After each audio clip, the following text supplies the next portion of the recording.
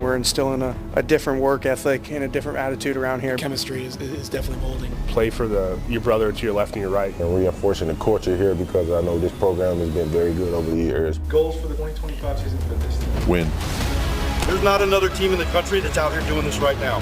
This is your opportunity to get to know, build bonds with, and build trust with your brothers to your left and right. 1, 2, 3, now!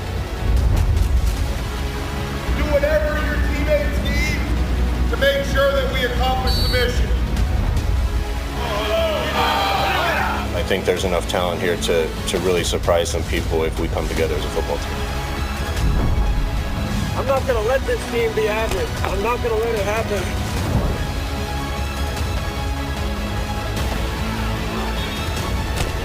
Dig deep, man. It's mental toughness to make yourself go when you don't think you can go.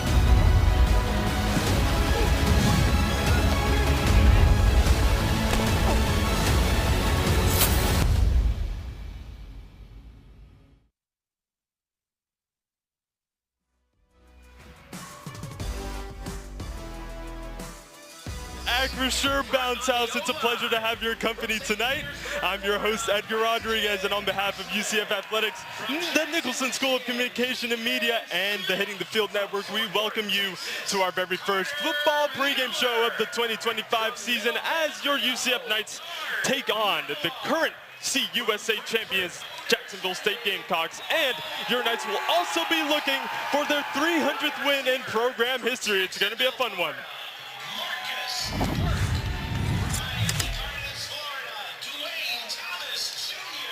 And joining me to do just that, it's UCF legendary running back, first team All-AAC in 2017, Adrian Killens Jr. Welcome back to the Bounce House, my friend. How are you doing? I'm doing good, man. No place I'd rather be on a Thursday night at the Bounce House. And also, we can't forget to mention, we'll be live all 7 home games 30 minutes before kickoff to preview and hype, right? Yes, sir. Brilliant season of UCF football. It's going to be fun in 2025, Adrian, but it's great to have your company awesome. Well. So before we do anything else, two words describe the 2025 offseason for the Knights, and those 2 words are big changes. And we're going to send it over now to HGF's very own Kathleen Moore, who has more on those developments both on and off the field. Take it away. This is Kathleen Moore with ESPN Plus and the Nicholson School of Communication and Media. With classes just underway for students, our UCF student athletes are 1, settling into Orlando, and 2, making final preparations for game day. Today, I'm here at the former FBC Mortgage Stadium and now known as the Acrisure Bounce House. As you can see behind me, production is already underway for the new Roth Tower. This is just a few of many new initiatives coming to the UCF athletic program this offseason. Our team was lucky enough to sit down with Athletic Director Terry Mahajer as he got to share a couple of his favorites of the new initiatives. Let's take a look. I think people will see, as a whole, we'll see when they come onto campus for our first game, you'll see a lot of new construction. You'll see the shell of the new Roth Tower going up. That'll be ready for fall of 26. And bringing back Coach Frost, we talked to a lot of really good coaches. At the end of the day, he won the job based on his passion and really wanting to be here. So I think his transition back here has been really good. We hired him in the middle of December, and he embraced the transfer portal, the rev share, and has done a really good job of, I think, in my opinion, evaluating personnel. And I think he's got a really good staff, maybe from top to bottom, maybe the best staff this school has ever had. Well, our new jerseys are not that new. The font's a little different. Everybody in the country wants to be black as far as uniforms concerned. So the fact that we can own black and gold, I think, is something we need to really lean in on. I think they've done a really good job of a new, fresh look of our unis, and I think people are going to really like them.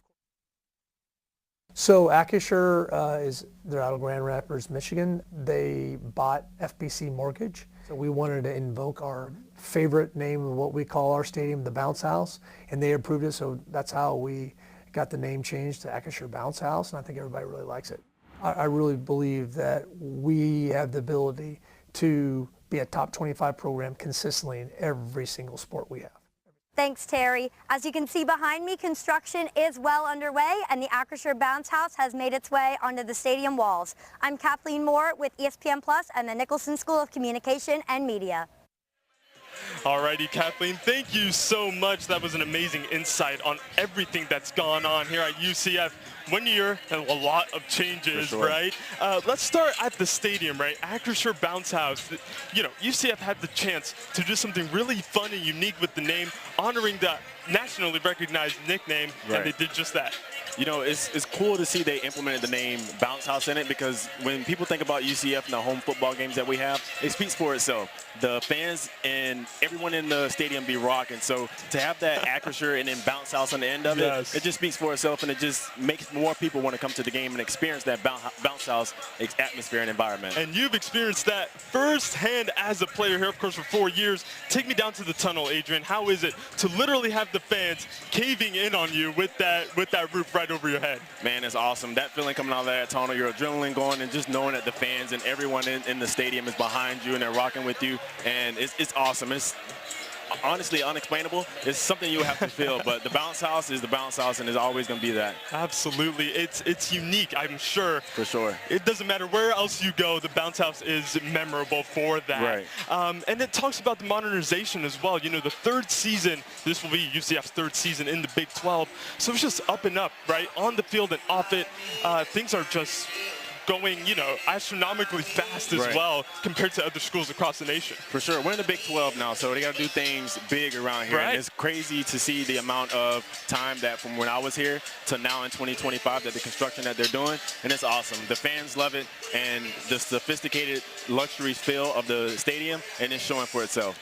And we speak about big changes, and there is absolutely no way we can do that without mentioning Scott Frost. Of course, today is First Frost 2.0. He's back in the O for his second stint with the UCF Knights. Adrian, what kind of coach was he for you? Take me into the locker room, just his character and personality. Coach Frost is a player-first coach. Obviously, he cares about you off the field and everything like that, but he wants to mold you into a man. He wants to create, when you're coming in as a freshman, he wants to take you from a boy to a man. I had a great stint with Coach Frost here.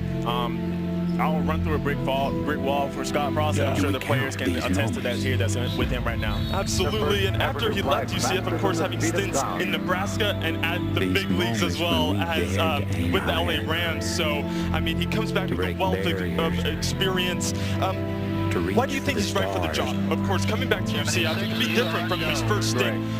What makes him the right fit for this job this go-around? What makes him the right fit for the job is just the man that he is, and the accolades that he has behind his names, and the amount of people that can speak highly good things about Coach Frost. I can't think of one bad thing to say about Coach Frost. I won't, because he has done nothing but great things for me and myself and me and my teammates that I was playing with here at UCF as well. Absolutely, and to have that experience, like I said, at the NFL, with the LA Rams, with people like Sean McVay, of course, known for having that culture, around the people he works with, that's only going to serve him well for however long he stays at UCF this time. Exactly. Yeah. So let's talk about what makes him a different coach now. Of course, he's known for having that explosive offensive-first mindset, towards the game of football. What makes that work? What makes that click for Scott Frost? What makes that click for Scott Frost? He just has a different pedigree to how he wants to run his offense. He's quick, he's fast, he want to get on the ball, and he want to catch the defense off guard as many times as he can. He's been away from a while now. He got some time with Nebraska. He got some times with the LA Rams. So he's got a lot of knowledge from a lot of different coaches, and he's going to implement that today and show why Frost 2.0 is back. That's right. The first game, of course, Scott Frost back at the helm. Let's start breaking down this game a little bit, Adrian. We've already spoken about the big changes, for UCF. 63 new players in 2025, 8 new coaches.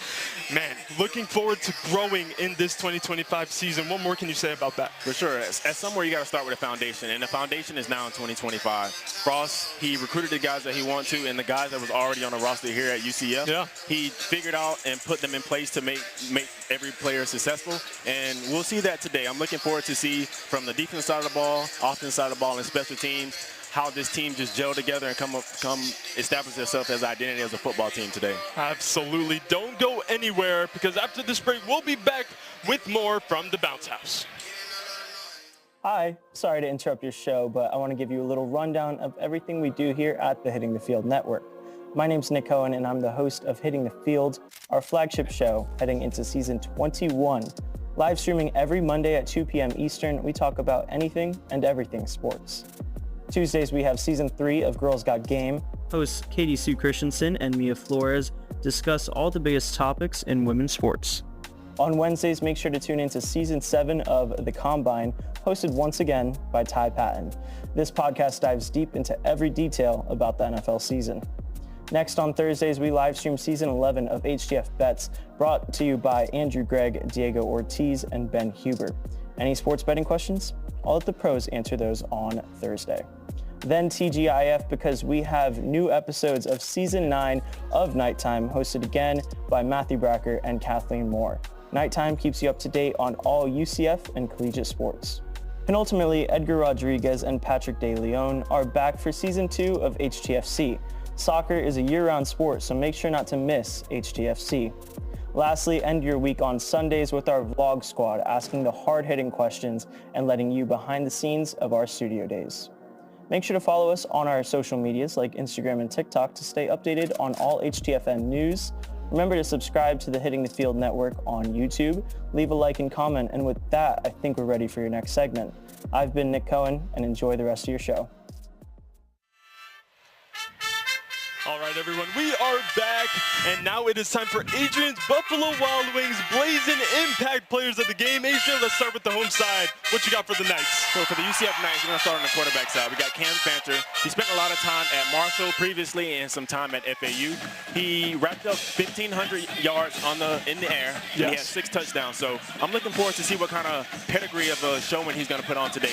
Coach Frost gave him the keys, and Mackenzie Milton gave him the keys to be the QB1 today. So I'm looking forward to the type of quarterback that he gels that offense to be that leader. On the defense side of the ball for the UCF Knights, I have John Walker. He's a 6'4", 300-pound defensive interior lineman. Yes. He likes to get his hands on guys and get to that quarterback, and he likes to get the ball as well. So I'm looking forward to a battle in the trenches, and that's it for the UCF Knights. Absolutely, and he didn't play at all last year. Correct. So he's going to try to pick up where he left off in 2023. His debut start today, absolutely, for sure. Lots of hype surrounding him. Let's move over to Jacksonville State. Who caught your eye? So Jacksonville State, I have Gavin Wimsatt. He's the quarterback. He spent some time at Kentucky. Yes. To me, he's a big bruiser. He likes to use his legs a lot. He has 15 yards in the air with 6 touchdowns. He didn't play much last year with Kentucky, but he did play a lot in the 2023 season. So he can use his arms and he can use his legs. So the UCF defense is going to have to wrap him up and contain him in that pocket. And from the D-line side, I got Daryl Porter. He's a 6'4" guy, 300 pounds. He also likes to get in the trenches and get to that quarterback and get the ball out a lot. So I'm looking forward to Daryl Porter get to that quarterback. Absolutely. Those are 2 names the UCF Knights have certainly circled when you look at Jacksonville State. Let's highlight some returning starters for the Knights. Adrian, why don't we start with Miles Montgomery finally getting his chance to make that RB1 spot his own. Yeah, so what I can say for Miles Montgomery, he's hungry. He's set behind R.J. Harvey. R.J.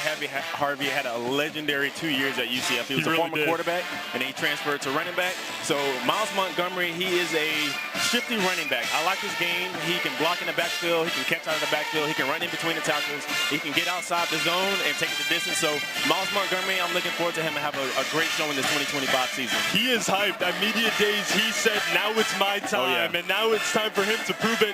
Let's move on to Paul Rubel, entering his 6th season with the Knights. Adrian, O-line coach Sean Clark said if you cut him open, he'd be bleeding black and gold. He's UCF through and through.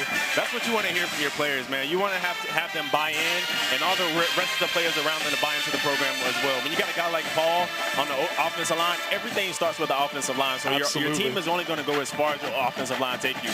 So a guy like Paul is just a testament of how faithful and how loyal and committed he is to this UCF team and this UCF offense. Paul is a significant piece to this UCF offensive line, and I'm looking forward to him to have a wonderful season and leading the way for Miles Montgomery and the rest of the running backs and the quarterbacks as well. He knows what it's like to don that UCF jersey, just like you, man. He has lived that UCF experience to the fullest. Like I said, 6 seasons is impressive. Right. It really is. How about Nigel Lee Kelly? Came alive at the end of last season. In the last 3 games, 3 sacks and 5 tackles for loss. He's going to look to, carry that on into this season. Yeah, Kelly is an impact player as well. He can get in between that those trenches and get to that quarterback as well. UCF is known for their offense, but they also have some guys on the defensive line that can get going. Kelly's another guy that is going to play fast, play physical, and get to that ball at all costs. Absolutely. And then when we talk about, highlighting returning new starters, Jaden Nixon, right? It's one of those guys who's returning to the Big 12, of course, having a stint at Oklahoma State. Right. Now here at UCF, he's going to look to hit the ground running. I'm looking forward to him having a great run in the show. So we got a lot of new incoming pieces, and I'm looking forward to them establishing themselves on the team and introducing themselves to the UCF Knights. Absolutely. Chris Domerkan as well, another one of those guys who, a new starter looking to make, hit the ground running, if anything, at UCF. What do you have to say about him coming in from Chattanooga? Right. So we got a lot of moving pieces going on here. So it's a lot of guys that don't have a name necessarily for themselves, like coming into UCF because it's their first stint. So I'm looking forward to just everyone just putting the pieces together, just letting the bullets fly and just going out there and having a good time. Absolutely. Nixon and Domerkan, of course, the first two we highlighted. How about Sincere Edwards, right? Looking to improve UCF's performance, especially on the defensive side. Of course, they were ranked 78th nationally in terms of sacks last year. Sincere Edwards is going to go in there and look to have an instant impact as well. Most definitely. Sincere Edwards is another piece to the puzzle. So he's going to get in there and get after that quarterback. As long as communication is good, everyone's playing fast, everyone knows their assignments, and everyone is listening to the defensive coordinator and communicating, there's nothing that can stop this UCF defense at all because they got some mighty pieces that they got in the transfer portal that's going to be on the show today. Absolutely, man. And as you know, game one this season is on a Thursday, and there's an interesting stat related to that. Let me ask you a question. Let me test your trivia. Okay. UCF is ranked 3rd at the moment with, consecutive wins on Thursdays. Do you know what number exactly that is? I'll say 10. You're right. You did your homework. You did your homework, Adrian. You are prepared.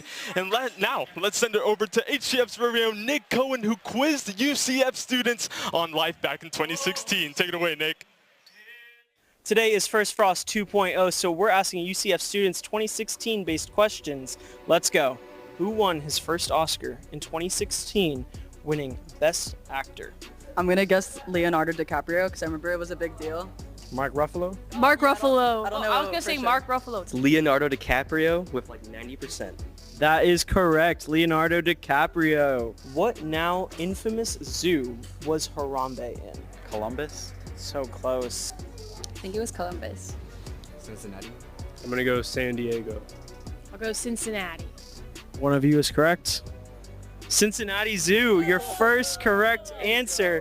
What was the top grossing film in 2016 according to Box Office Mojo? I would say Captain America. Civil War? You say Zootopia. Civil War. I'll go with Finding Dory. I'm going to go with Captain America Civil War. He was right. It is Captain America. You guys are really here for football, though, so let's get to some football trivia questions. What bowl game did UCF play in at the end of the 2016 season? I'm going to say the Cure Bowl. I'm going to take a guess and say the Cure Bowl. B? The Cure Bowl? Yeah. You are right. Who did UCF play in 2016 in that Cure Bowl? Arkansas. Arkansas State? That is correct. There you go. What was UCF's final regular season record in 2016 under Coach Scott Frost? I think it was 6-6. 6-6? I'm gonna have to go 10-2.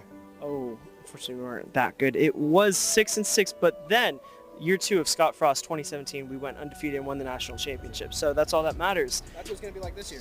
Absolutely. Because are we gonna win today? Yeah, obviously we're gonna win. How is that even a question?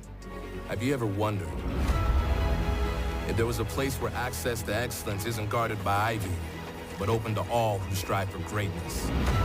Where education leads to more than a degree, it opens a door to a career and a better life.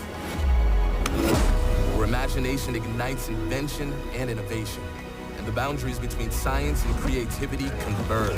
That place is here, the University of Central Florida, a place for those who dare to invent the future.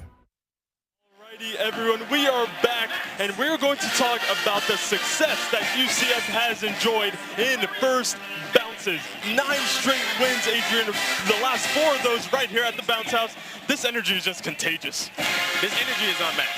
In my opinion, it's the best atmosphere and the best energy and the best fans in the whole wide world. Not only the country, but the whole wide world. You come here, you're going to get an atmosphere that's full of electric fans and full of diehard fans that love the UCF Knights. And this is just game one. It feels like you're in the middle of the season. The team is riding a good run of form. This is just game one. It's ridiculous. We have fireworks going on to our right-hand side at the moment. Adrian, you had 4 of these experiences, right? First bounces. Which one was your favorite one? Which one do you have the best memories of? I would say 2017 versus FIU. We won 61-16 at home here. As you heard, the fireworks were going off here. It was a lot of fireworks going on then in 2017 when we won the game 61-16.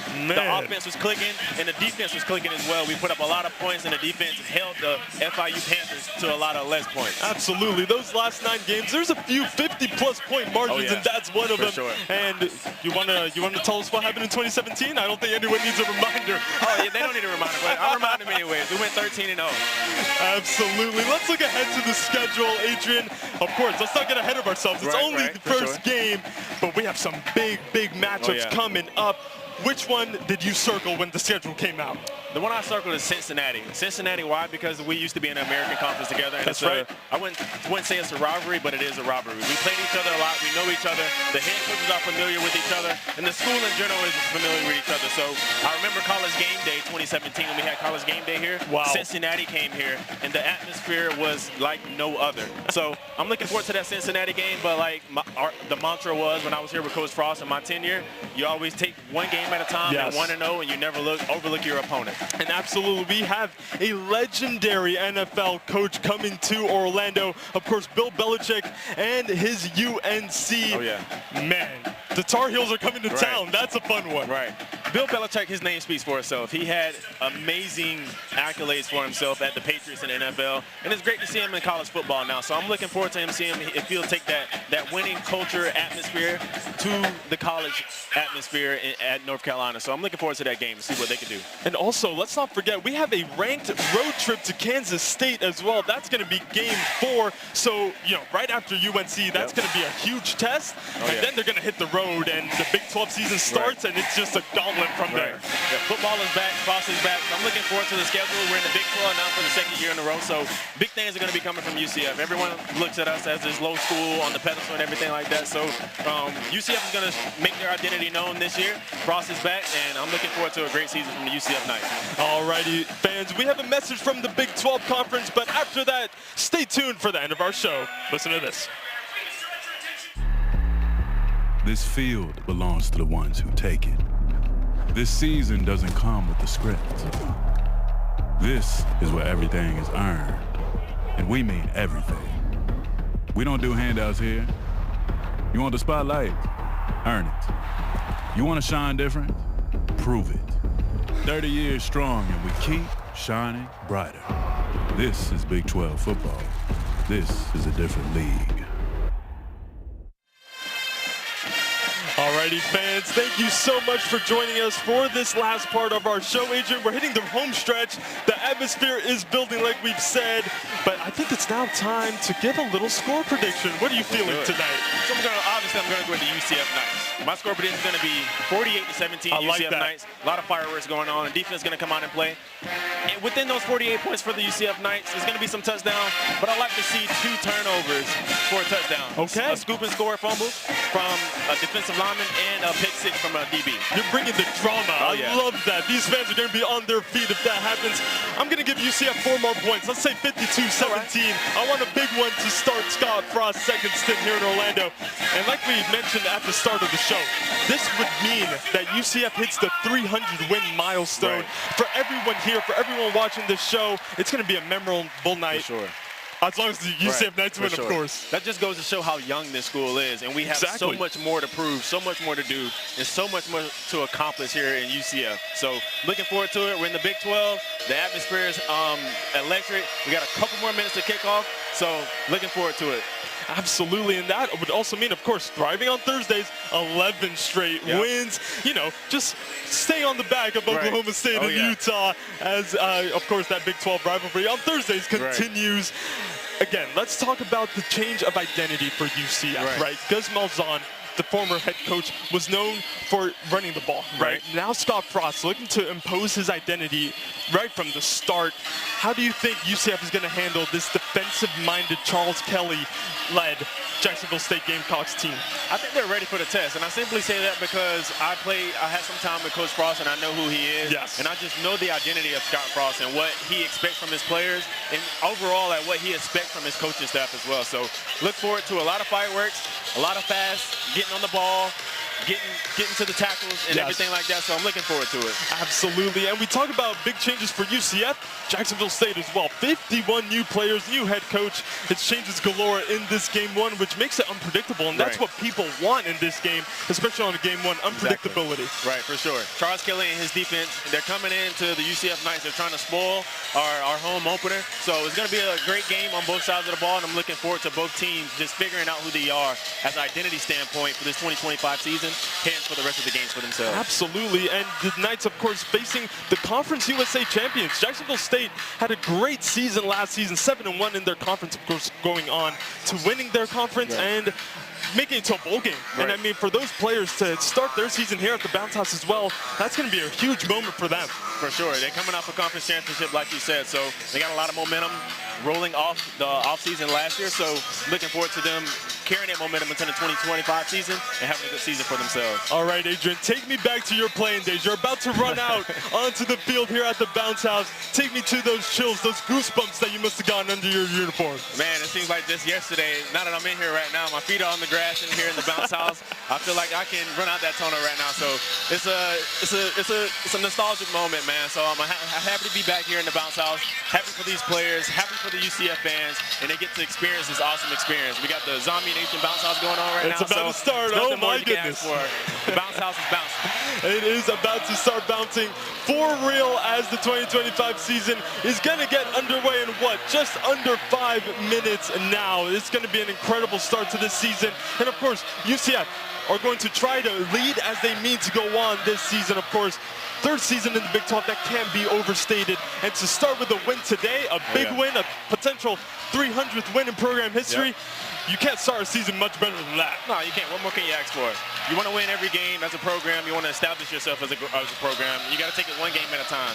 Today is the first game of the season, and today is the day for the first Frost 2.0, and it's just a new brand and a new era in UCF football all over again. Well, the Knights players are running out of that tunnel. That is all we've got for you on our first pregame show of the season. You can hear this stadium. It's getting loud.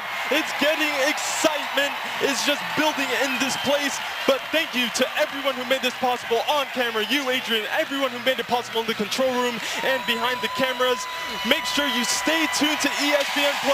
The UCF Knights are going to be looking for their 300th win in program history. The game will air once again right here on ESPN+. Thank you for joining us. Enjoy the game.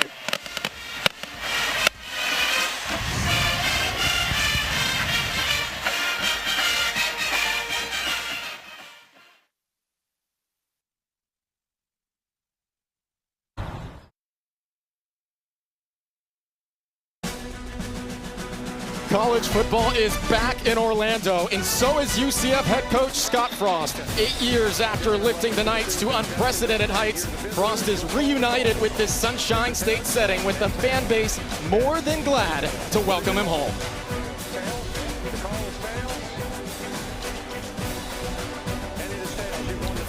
Welcome to the Big 12 on ESPN. The UCF Knights begin their season once more on a Thursday night.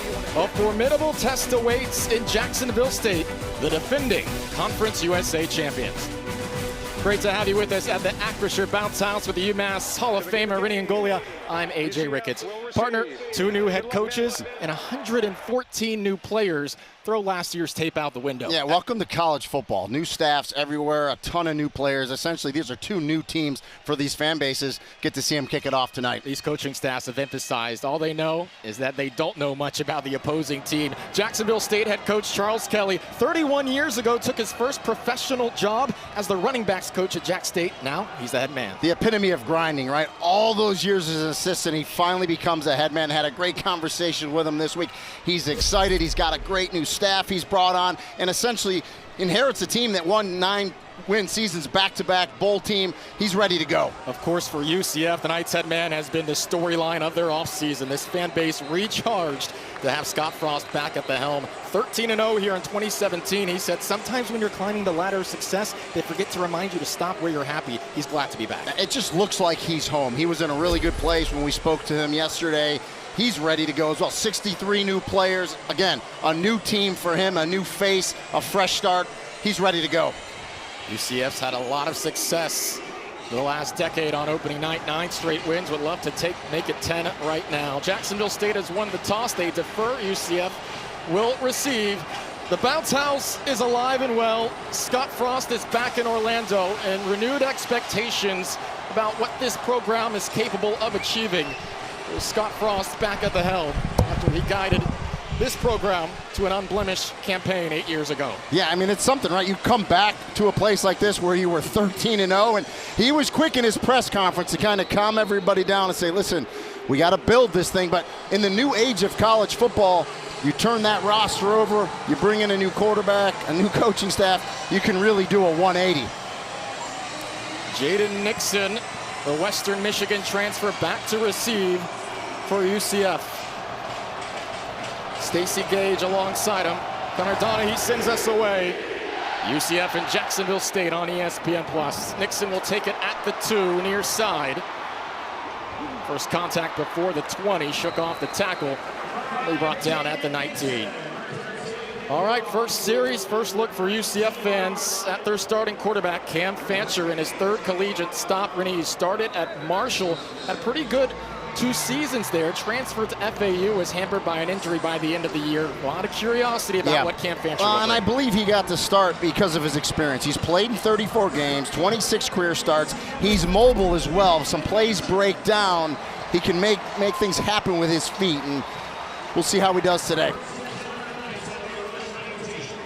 Miles Montgomery, the starting tailback behind him. It's his first collegiate start after putting in a lot of time at Cincinnati and UCF a year before this. Play action. Fancher going to unload one deep down the field. Marcus Burke is open. It's incomplete. The Florida transfer got behind the secondary. Fancher just leads him a bit too much. And Burke shows you his speed on the outside. He's got the defender beat by a couple steps, and I think that's just the case where Cam Fancher just a little pumped up as they run the post on top of the corner route. Burke was there, just could not catch up to the ball. How about the home run call? Yeah, first I love down it. From Scott Frost, who aggressive. is calling plays again. He did not at Nebraska.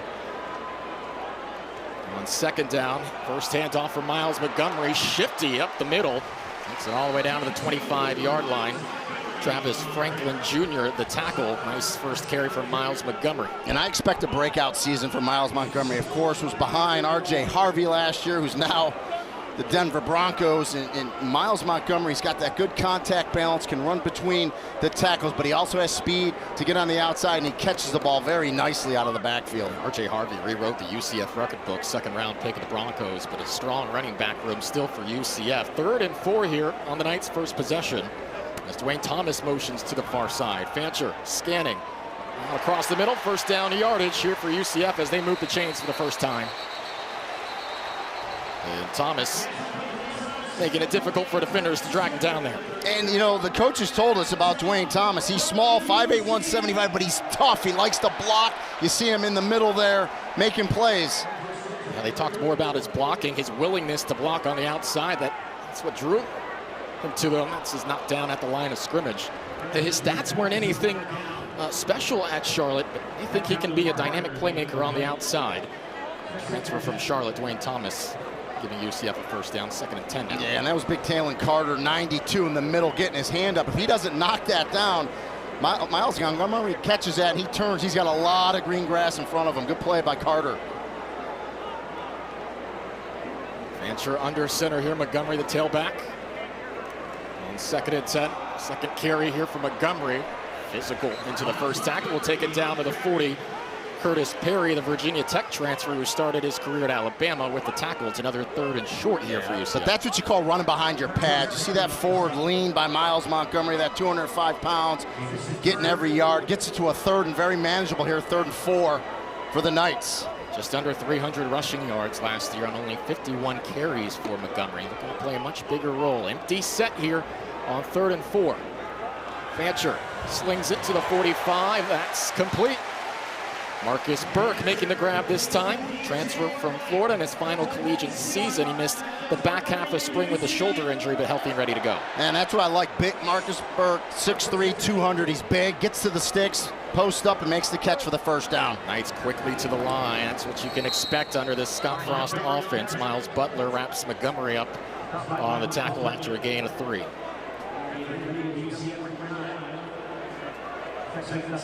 Less than 10 seconds come off the play clock. Knights have the next snap already. Play action. Off kilter there with Burke. 3 targets already for Burke on the first drive. It'll be a 3rd down. And don't forget, when Scott Frost was here the first time, their motto was UC fast. Yep. They wanted to go as fast as they can on offense, and they still want to go fast, but I think first game, so many new players, different personnel, you got to kind of ease into it here. But a 3rd and long. Well, 2.5 minutes into this quarter, and it's already the 9th play of this drive. Montgomery getting a lot of right tailback here. It's been in every play. We'll get the handoff.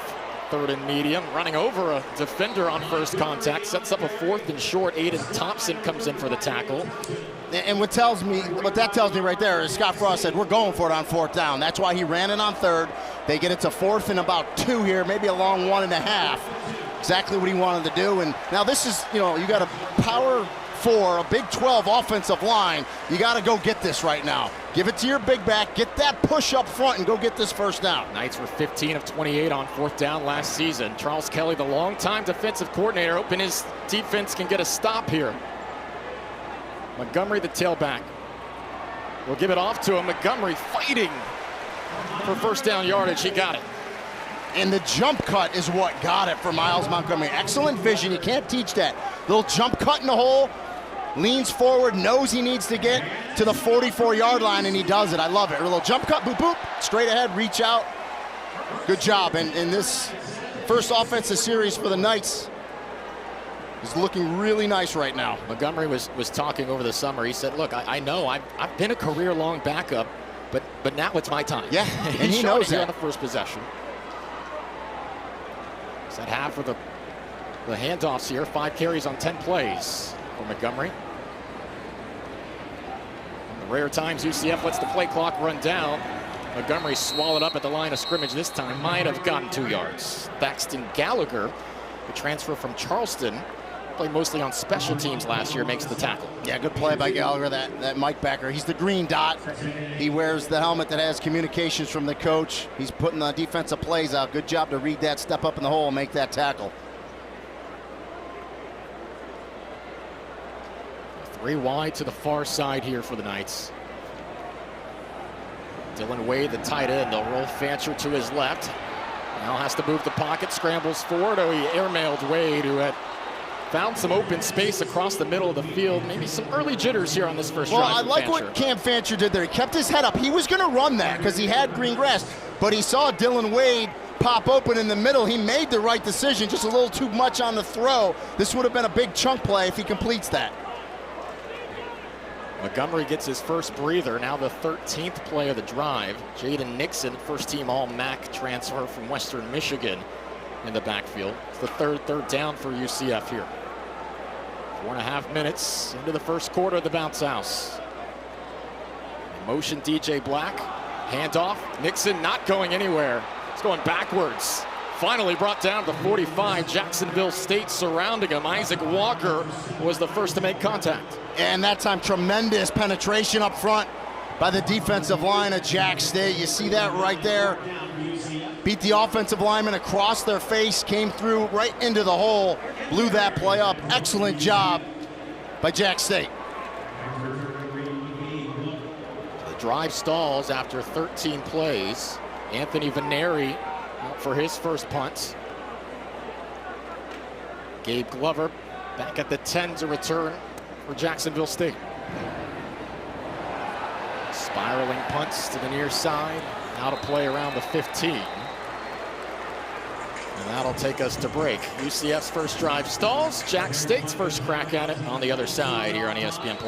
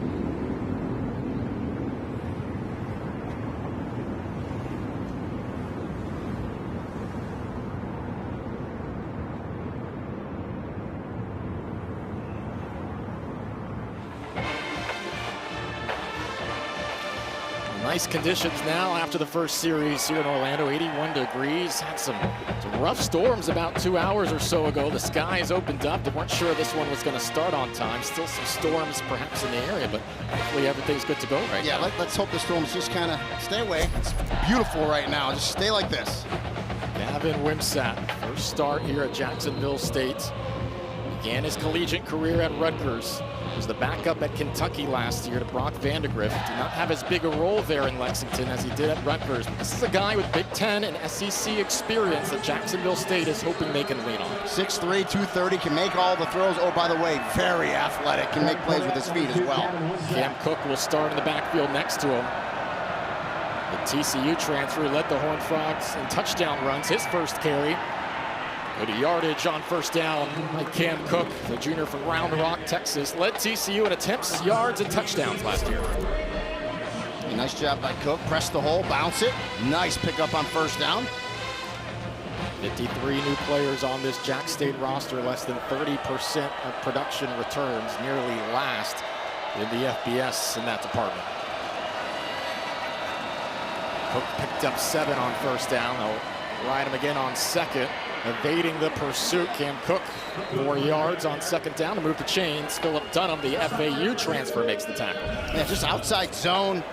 Good job by Cook. Presses it through there. A little stiff arm there, nice. Is able to square those shoulders, turn it up enough to move the chains.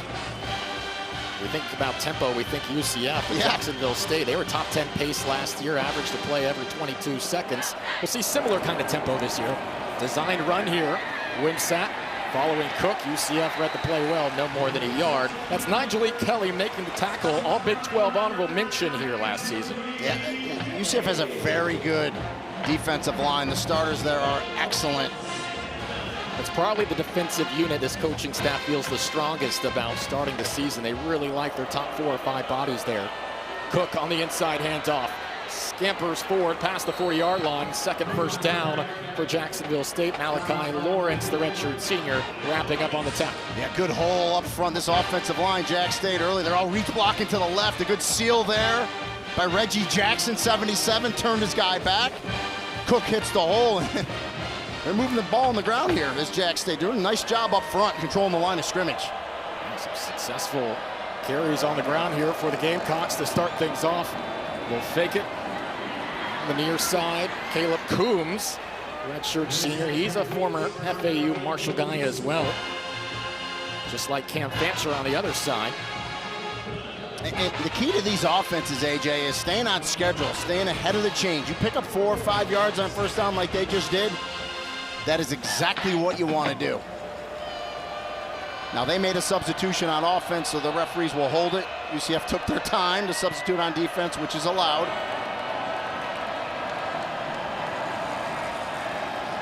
Pearson Baldwin, the tight end. They fake the pitch. Wimsatt looking to evade defenders, stiff arms. Doesn't get much out of it. Antoine Jackson covering the misdirection well. Third down upcoming. Yeah, this was quarterback counter. It's a called play. You got 2 blockers are going to pull in front of them. Wimsatt bounces it, but Antoine Jackson wasn't here in the spring, by the way. Got here in the summertime from ECU. Excellent job for that tackle. 3rd and 5. Gamecocks got to the line quickly, but will now shift formation. Brock Rechsteiner lined up to the near side.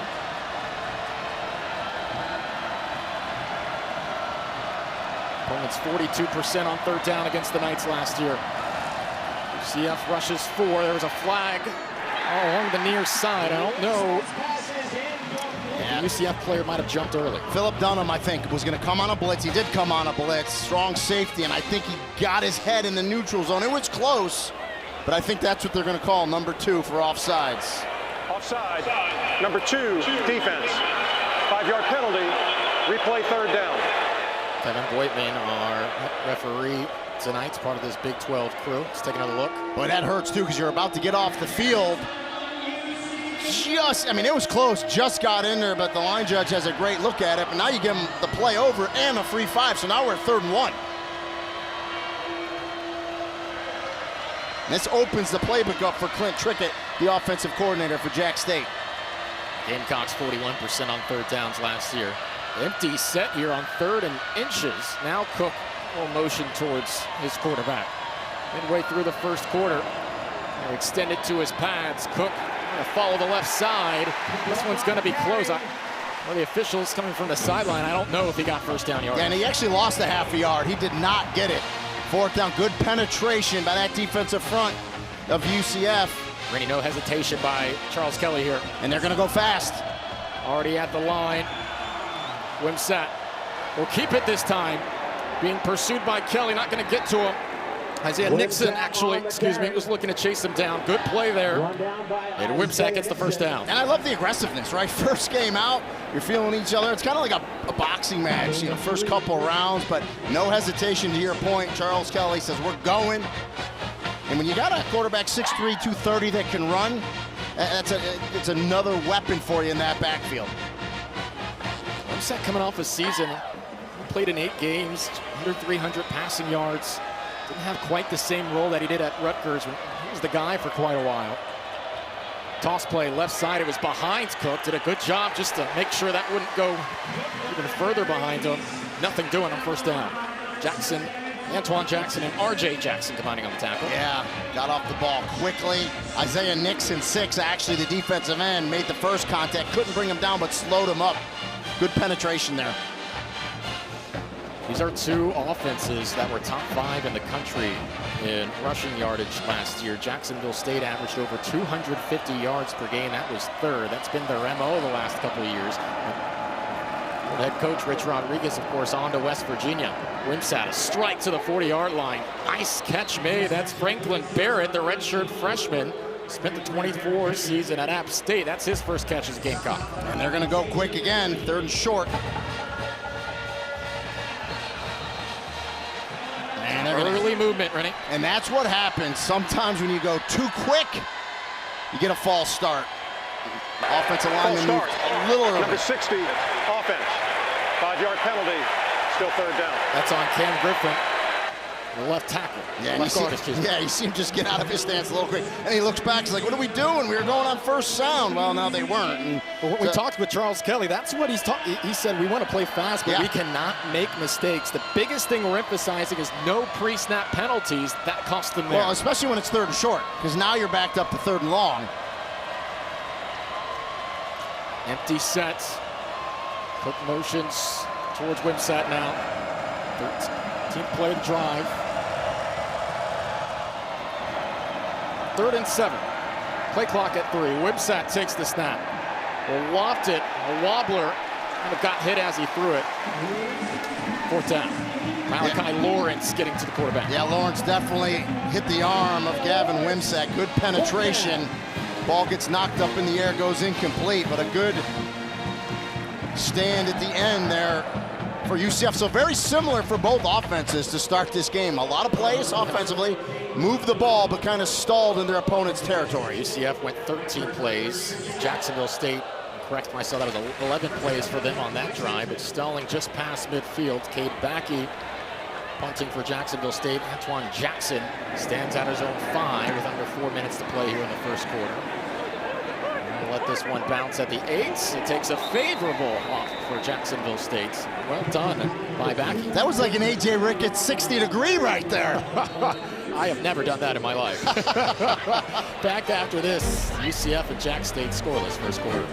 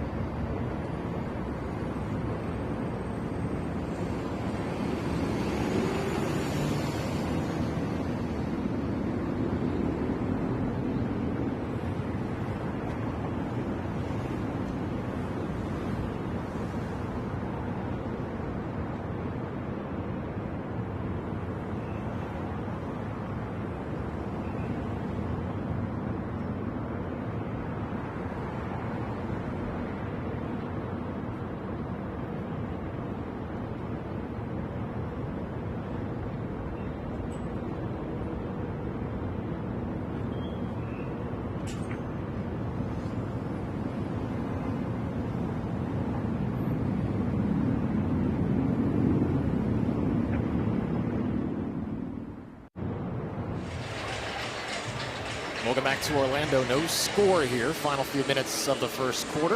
UCF in Jacksonville State. Scott Frost back in Orlando after a 2-year stint since 16 and 17. Of course, gets you thinking notable coaches to come back and go through this process as well. You certainly see that representation in the Big 12. Scott Frost played for Bill Walsh at Stanford as well. Mac Brown most recently at Carolina. The one thing I take from that list, those are all great coaches. You know, those aren't fly by your seat your pants type coaches. Really, really great coaches there. Some Hall of Famers. But it hasn't always been as successful on that second go around. You see win percentage the second time around. Taking a look at this game here. 11 plays, 37 yards for Jacksonville State. UCF stalled as well, both resulting in punts. Very similar drives for both offenses to start the game. Too tight and set here for UCF. Backed up, starting this drive at their own 3 after the terrific punt by Backey. Montgomery's trying to give his offense some breathing room. We were talking with Scott Frost the other day. He said, I almost feel guilty because I'm not nervous at all. Yeah. Not because I'm not super confident or anything or in the game plan. I'm just enjoying this so much. I refuse to let this be so serious that my happiness depends on it. He looked more relaxed than I've ever seen him before, and I've known him a while. I've called a few of his games. He just, again, like I said in the open, he looks like he's home. He feels like he's in a really good place, and he really thinks his roster's a lot better than national pundits are giving him credit for. Fancher to Montgomery. He's getting a heavy workload here in this first quarter. Montgomery out to the 20-yard line. Hard running by Miles Montgomery in his first game as a starter. Yeah, I came to a couple practices because I reside in Orlando, so I had a chance to talk to Miles Montgomery. Oh, by the way, young man wants to be a police officer, so being that I'm a retired police officer, I think I was a good guy to talk to him, and just a great young man. Enjoyed talking with him, and by the way, a heck of a running back. He hosts UCF's podcast as well. He's following your footsteps in that department. He's probably going to take my job as a broadcaster, is what you're saying. Be careful, Rainey. He fakes to Montgomery. Fancher in a little bit of no man's land. Jacksonville State able to surround him. Trevor Woods on the tackle. And back to Frost. And don't take that peace of mind like there's any less determination to continue to elevate UCF like he did the first time. He said, we want to take this to where it's a nationally relevant program again, and if there's another transition, the UCF's on the take list. Yeah, and that's really the mindset you have to be. I mean, college football is just, it's a different place now. Rosters turn over a lot, and 30 new head coaches this year in FBS, so a lot of new staffs out there.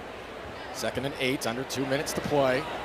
Wade motions to the far side. Fancher scrambles near side. He's going to carry it. Cam Fancher, plenty of room out across the 40. That's what he's capable of doing. We've seen it all throughout his career in Marshall and FAU. He shows it right there. And Scott Frost told us that when plays break down, we know Cam Fancher can make plays with his feet. And the other thing I love too, the wide receiver Marcus Burke, number 3, recognized it right away and was blocking downfield. Love to see that.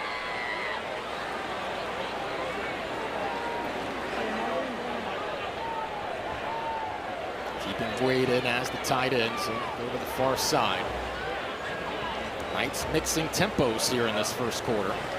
Flips right. Fancher hands off. Montgomery again into space. Taken down right by the 40-yard line. Woods with another tackle. UCF moving the football again. Yeah, hits the hole hard. Good job on the right side of that offensive line to give him a crease, and he hit it.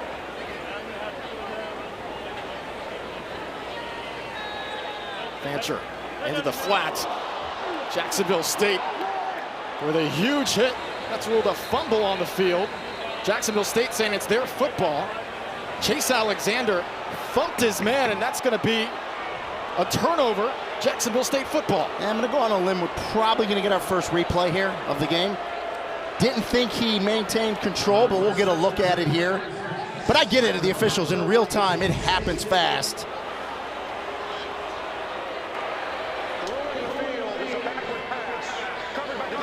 That'll be overturned, AJ. We're going to take a look at it. We'll be back momentarily as they sort that all out.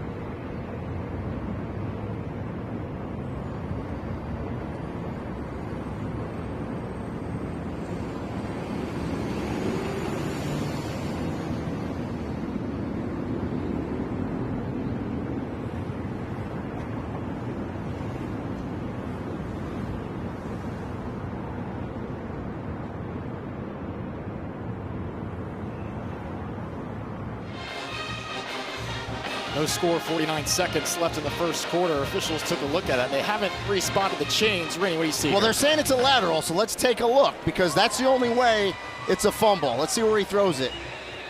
He's at the 46 and a half. 46 and a half. Yeah, I'm telling you, that's a good call by the official. That's a fumble. If the ball is parallel, that is the same as going backwards. So I stand corrected. That's an excellent call by this Big 12 crew. That is a fumble. And right as we started that replay, the chains did move for a Jacksonville State first down. They forced the turnover. Can they get some points out of it? Nothing doing on first downs on the option run by Gavin Wimsatt.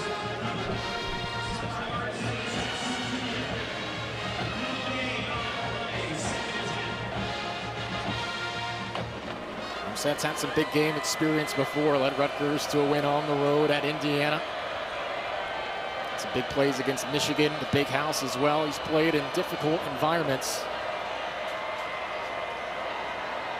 This could be his biggest role in the back half of his collegiate career. Could be the final play of the first quarter here. Wimsatt on 2nd and 10. Scrambling, not much doing. Swung out of bounds at midfield. And that will end the first quarter. Cole Kozlowski, a Colgate transfer, making the tackle. So extended drives by both sides, no points to show for it. We're underway at the bounce house. UCF and Jacksonville States on ESPN+.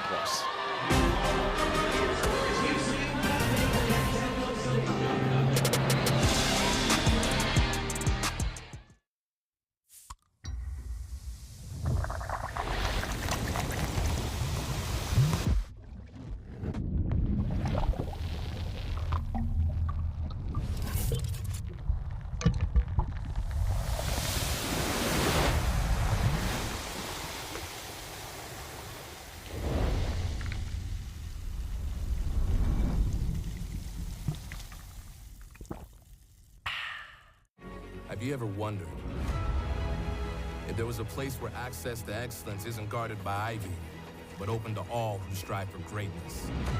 Where education leads to more than a degree, it opens a door to a career and a better life. Where imagination ignites invention and innovation, and the boundaries between science and creativity converge.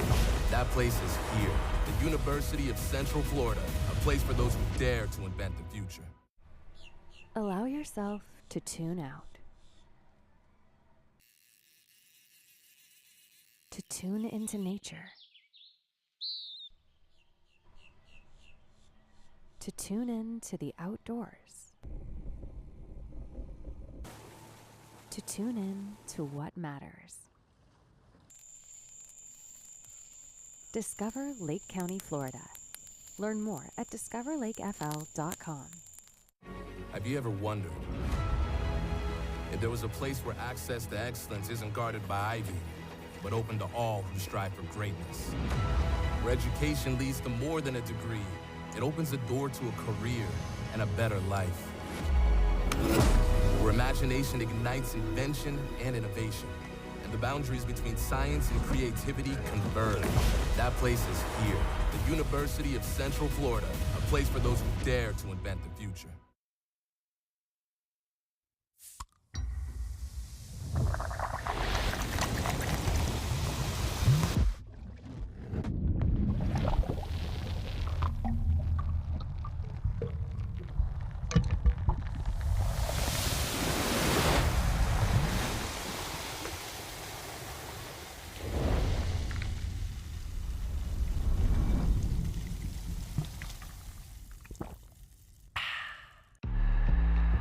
This field belongs to the ones who take it. This season doesn't come with the script. This is where everything is earned, and we mean everything. We don't do handouts here. You want the spotlight? Earn it. You want to shine different? Prove it. 30 years strong, and we keep shining brighter. This is Big 12 football. This is a different league. Welcome back to Orlando with the Jacksonville State offensive coordinator Clint Trickett. His first season And Jacksonville trying to get things going with his offense. Just 38 total yards in that first quarter, 89 for UCF. 3rd and long here for the Gamecocks.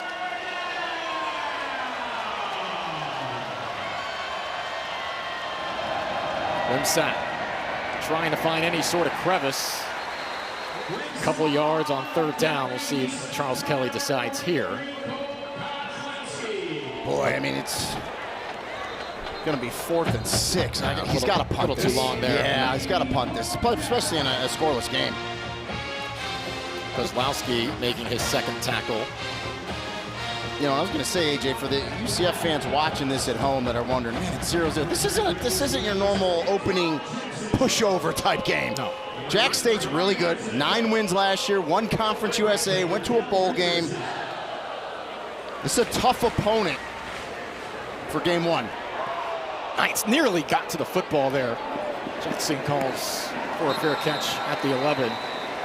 Yeah, certainly plenty of turnover. Jacksonville State fans that have gotten used to winning back-to-back 9-win seasons and just a dominant rushing attack. They would love to continue to see that. Clint Trickett said we're not going to just stray away from a lot of the things that made it successful last year, but it is going to look a little different. Well, it's interesting you said that. Of course, Rich Rodriguez was here last year. He's now at West Virginia. Another coach that went home to his old school, and they were really fast last year. And we asked Clint Trickett about tempo. He kind of said, they're going to change it up. It's going to be a mixture. They're going to go fast at times. They're also going to slow it down at times, and they've kind of done that tonight. Nixon starts as the tailback here on this 3rd UCF drive. Trying to find some rhythm, some fluidity. They need a chunk play in the pass play, right? They've had a few receivers open. Fancher just hasn't been able to hit them. Thomas gets into the action here to the right side of the line. Not much doing. What have you thought of Cam Fancher the first couple drives? I think he's been fine, but, there's a couple easy passes, right, that he missed. If you make, and I'm not even talking about the home run shot to open the game. That would have been tremendous if you're a UCF fan, but there was that time Dylan Wade broke open in the middle. He way overthrew him. He had another receiver he overthrew. So there's a couple that you just got to take a deep breath and make those plays, because that's what makes drives go.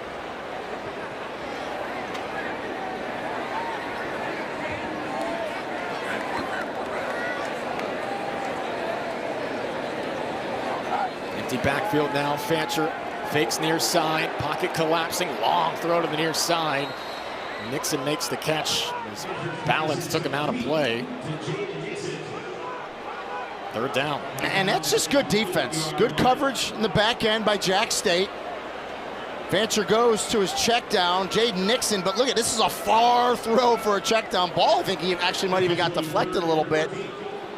And you actually lose yardage on the play. He went backwards there. I wonder what the play call will be here on 3rd and 13. Long way to go. Trips near side. Fancher's going to throw it. He's in his own end zone. Now tucking it. There goes Fancher. He's got some room. 1st down secured and more. Cam Fancher out to the 30. It's a gain of 18. Absolute backbreaker for defensive coordinator Brian Williams. 3rd and 13, you got him backed up, and it's just a broken play. And again, Scott Frost told us, when plays break down, Cam Fancher will make plays with his feet, and he did it right there. None bigger than 3rd and 13 to pick it up and keep this drive alive. No panic from the veteran quarterback. 3rd and long, backed up on his goal lines. Maybe those are the kind of things Scott Frost was evaluating out of fall camp. Motion Thomas again. Nixon the handoff, shuffling, looking for space. Jacksonville State's pretty confident in their own defensive line as well. You're reading my mind. It talked about this defensive front for them. Defensive line in particular said it was the most improved group throughout their training camp, and they're playing tough today. Daryl Prater making the tackle. His dad played at Jacksonville State as well. Fancher rolling to his left. Good throw. Good catch. Dwayne Thomas securing it. Another 1st down for UCF. That might be Fancher's best play through the air today. By far his best pass. Rolled to the left. He's left-handed, obviously. He's able to square those shoulders and throw a strike to Dwayne Thomas. 20-yard gain on that play. Knights again with tempo. Fancher flicks it to the far side. Jacksonville State had that one covered. Kylan Fox the reception. Travis Franklin wrapped him up. Didn't get much, but that's an RPO play, and it kind of reminds me of the quarterback coach now, Mackenzie Milton, when he was here. doing all kinds of work for UCF. You saw him do those RPOs like that all the time. This Knight fan base, we've talked at length about how they're thrilled to have Scott Frost back. Double the excitement for Mackenzie Milton as well, who led them to those heights in 17. Fancher 5 for 9, 33 yards at the moment. 11.5 to play in the first half. Gain of 1 on that first down play. Flipped over, it's a fumble. Thomas has to dive on top of it.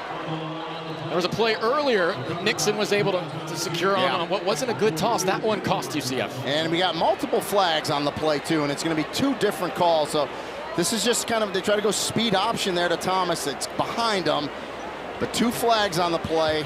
One came from the back judge, one from the side judge. So 2 different penalties. We'll see what they are here.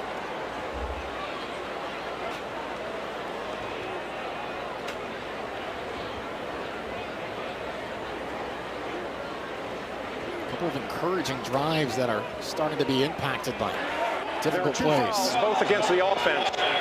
Illegal shift, 2 men in motion. Holding number 69. Those penalties have declined. Up to the play, 3rd down. And yeah, wisely, Charles Kelly says we won't take any of those penalties because they had a big loss, so they'll take the down with the loss.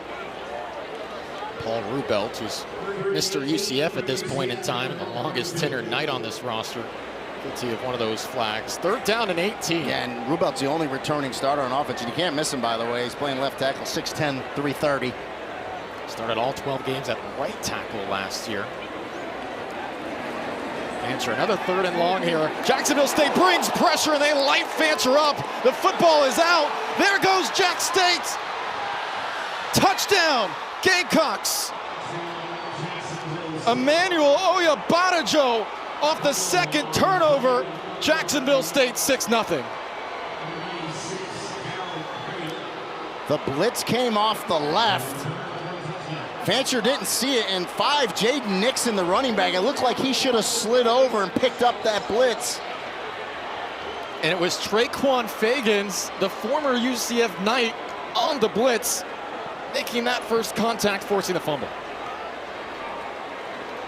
And Fancher limping towards the sideline, feeling the impacts of that hit. And you talk about Fagans playing here at UCF last year. He's got a relationship with Charles Kelly, played for him at Alabama in 22, and boy, that's a great call by defensive coordinator Brian Williams off the edge.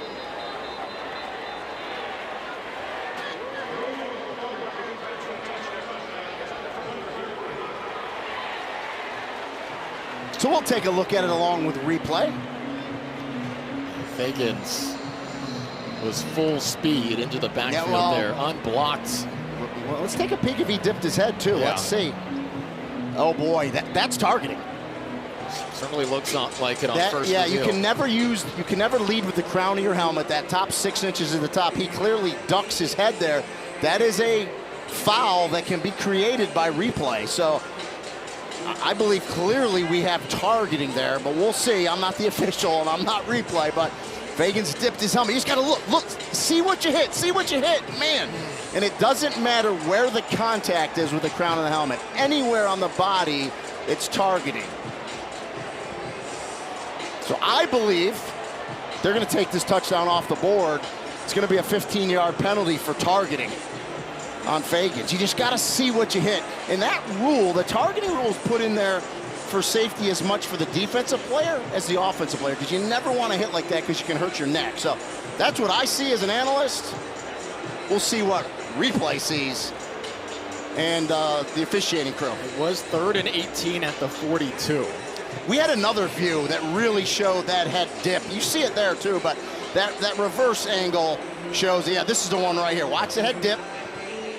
I mean, yeah, that's... So it's not helmet to helmet. It doesn't look. Fancher's head snaps back, but as you're saying, that's not what matters there. He is defenseless because he's in a throwing posture. Yeah. But once you dip your head and use the crown and you launch like that, you have to have an indicator, and that's the launch that he did. And you cannot use the crown of the helmet anyways. I think this is targeting. Now, what they have to figure out is where it's spotted and how, now the change. You got to get all that stuff in order, but clearly targeting. We'll get the call right here. After further review, there's a personal foul targeting. 15-yard penalty is enforced from the previous spot. First down, UCF. By rule, number 3 is disqualified from the game. He's targeting with the crown of the helmet. How deflating is that for Jacksonville State's and Fagans, who thought he had a huge play against his former team. Oya Badajo, in his first collegiate game with Jack State, thought he had a touchdown, wipe it off the board. I mean, I'm old, but growing up in the 80s, we were always taught to bite the football with your face mask. Bite it, meaning keep your head up, and then you want to slide your head across the bow. He doesn't do it. Now, right after that targeting call, both teams are heading to the locker room. We have a lightning delay here in Orlando. The rain is held off. The lightning in the area. We'll take a quick break. More updates when we come back to the Bounce House.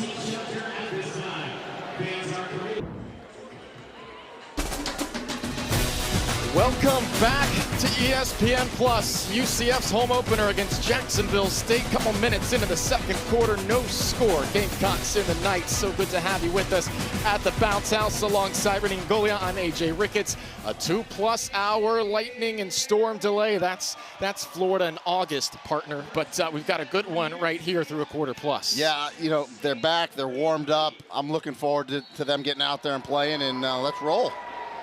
Here we go. Second quarter, 10:42 to play. New quarterback in for UCF. It's Taven Jackson. So right before the lightning delay, the final play, Traquan Fagans on a blitz, getting to Cam Fancher in the backfield, ejected for targeting, but that's taken Fancher out of the game. Taven Jackson now in at quarterback with Fancher in street clothes. Yeah, that was a vicious hit he took on that targeting, but now it's opportunity for Taven Jackson to step up. The transfer from Indiana, started his career at Tennessee. On second down, Miles Montgomery continuing his strong first half. 60+ yards now. Well, he was the one bright spot in that first quarter there for UCF. I thought he ran extremely hard and does right there as well. An impressive first starts in a UCF uniform. That sets up 3rd and 3, under 10 to play in the first half. Keep riding Montgomery here, falling forward.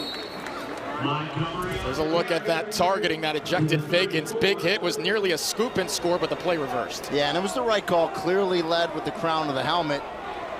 But unfortunately for UCF, knocked Cam Fancher out of the game, and they're going to go for it here on 4th down, AJ. Yeah, 4th and 3. The book would certainly say to go for it on this part of the field. 4th and 1, excuse me. Montgomery, the tailback. It's another carry, straight up the guts. And got first down yardage.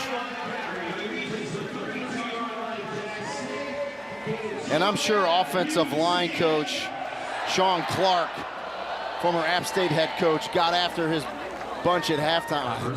Felt like halftime, the 2-hour and 10-minute break, lightning break, about, hey, we need to control the line of scrimmage. We're doing it at times. We're not being consistent enough. 12 carries, 64 yards now for Montgomery here in the first half, and still plenty of time to play.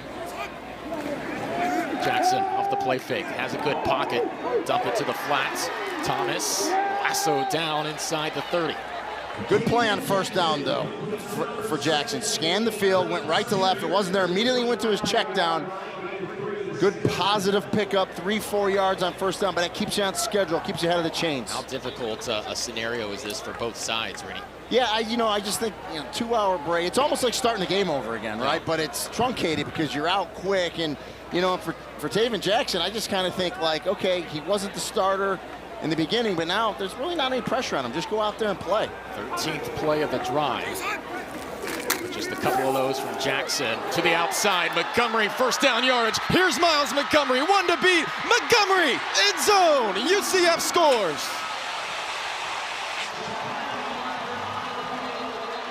There is a flag on the field behind the play. It was a 29-yard run. Holding, number 62, offense. 10-yard penalty. Replay second down. And that's coming back, the penalty on Jabari Brooks. Yeah, right there. You're going to see him right there. Just a little grab. Turn, it's clearly holding. That's a good call. You just got to you know, it's hard for Brooks, too, because you want to disengage, but you also know your running back's coming, and you think you're going to get them hit in the backfield. So, but you got to, once you know, that initial hold, boom, you got to let go, you'll be okay. But that's a good call, and that's going to nullify an electric run there by Miles Montgomery. Backup guard getting caught with the laundry. That negates the touchdown. And he knew. You saw him point to his chest saying, that's on me. Stacy Gage now with his first snaps in the backfield. Jackson, another strong pocket. This dumped right across the middle. It's Thomas squeezing in between defenders for another couple of yards. Kylan Fox, I beg your pardon. Tight ends getting first down yardage. Yeah, and Kylan Fox, you know, is that skinnier tight end, 6'4", 229, that can run. He's a matchup problem. That was a good read by Taven Jackson to get it back to a third and manageable. Didn't try to get it all on second down. It was a good play.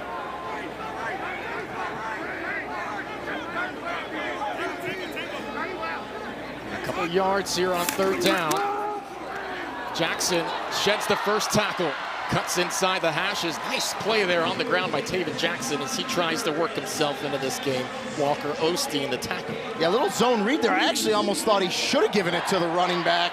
Looked like there was some room on that left side. Watch, he's going to put it in the belly, but he pulls it. He was reading the man right there.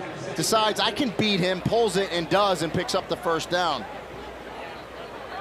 Montgomery back on the field here for UCF. The Knights 71% in the red zone last season, scoring touchdowns. Fresh set of downs here for Jackson. And that was Aiden Thompson, 35 for Jack State in the backfield. Just couldn't make that play. 6.5 to play in the first half. Out of the pistol, Montgomery shifts to his right. Flag flies. Not much to work with for Montgomery anyway. Trevor Woods there for the stop. See if this might be another flag on that UCF offensive line. Personal foul, chop block, number 55 and 78 offense. 15-yard penalty, replay first down. Cameron Kenny and Preston Cushman singled out there. Yeah, they would have wished it's holding. Watch these two right here. You can't go high and low. They did. It's just enough. It doesn't have to be, you know, anything vicious, but you got a guy engaged high and another one goes low. You're going to get hit with that foul, illegal chop block, and that's a big one. That's a 15-yarder. 3 penalties for 30 yards now on UCF. Making things more difficult in this first drive for Taven Jackson, the former 4-star quarterback. Dad played in the NFL, brothers in the NBA. First and 25. Jackson lost the football. This one's loose. Looks like UCF able to recover it. It slipped out of the hands. Yeah, clearly called it a fumble. I mean, Taven Jackson, the ball went out. He didn't have any idea where it was. Let's see if that arm's going forward, the ball's going forward. No, that's a fumble. It clearly went out backwards. The ruling in the field is an incomplete forward pass, second down. Paul Rubelt fell on top, was first to it. Saw Jackson looking at his hand like, what happened? Where'd it go? Yeah, and they ended up... The ruling an incomplete pass is under further review. Yeah, to me it looked like a fumble, and I think they had it right originally. You're asking what's the difference? Well, it's yardage, right? Now, UCF's going to retain the ball because they recovered the fumble, but it's a yardage issue here. To me, the ball came out when his hand went forward, so it looked like a fumble to me. Once again, UCF driving the football, and they're finding themselves and going backwards after some sustained success on the drive. Let's have a look. Yeah, great look at it there. To me, as that hand came back, the ball clearly started coming out as that hand went forward, so it's a fumble. But we'll see.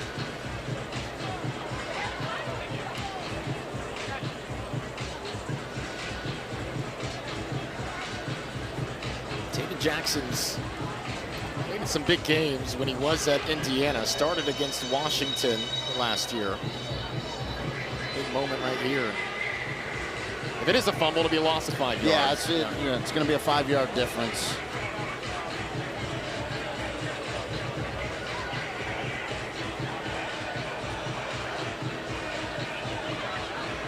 Final couple minutes here of the first half. We've got a 2+ hour lightning delay. So everyone's going, why are we reviewing this play? It's going to be UCF ball, but Listen, 5-yard difference. We'll get it. We'll get it here. What takes time is now you got to make sure the yard markers are correct, clock's correct, all that stuff. Well, you hope Cam Fancher is going to be okay moving forward. We had a feeling that we were probably going to see more than one UCF quarterback today, but that's certainly not the fashion which we thought that might happen. Cam Fancher in the middle of your screen there in the hoodie took a vicious hit from Fagans, a former UCF player himself. And we didn't get a definitive, injury update. Just, After further review, the quarterback fumbled the ball. It was recovered by the offense at the 43-yard line. It will be second down at that spot.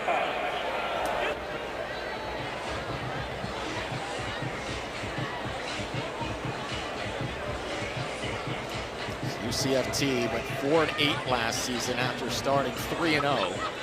3 losses by 6 points or less.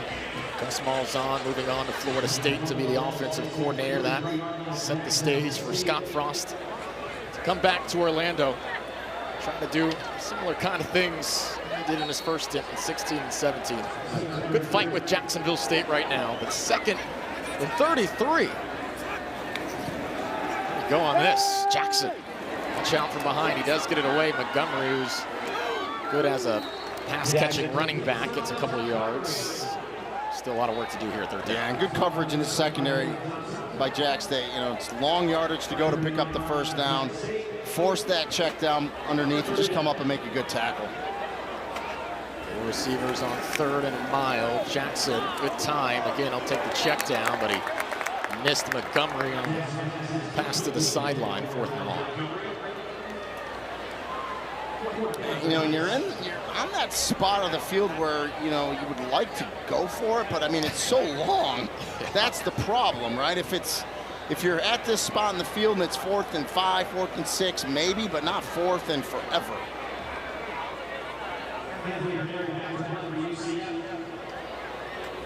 Laneri out to punts for the 2nd time today.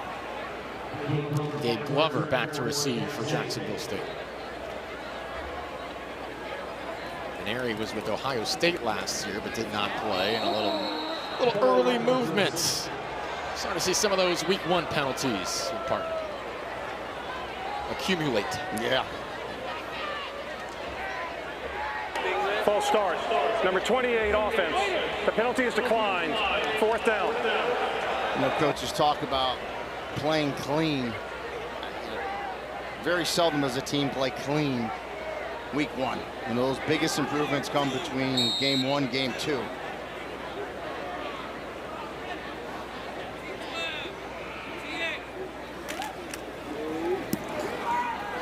Mary right at the goal line takes a nice UCF bounce. They kept it out of the end zone. Fantastic work on special teams. And now they're going to call a touchback. Did go just over. So remember, in college football, the rule's different than the NFL. If the ball breaks the plane in the air, it's a touchback, and that's what they're ruling. Just went over. Valiant effort. Jack State will start at 20.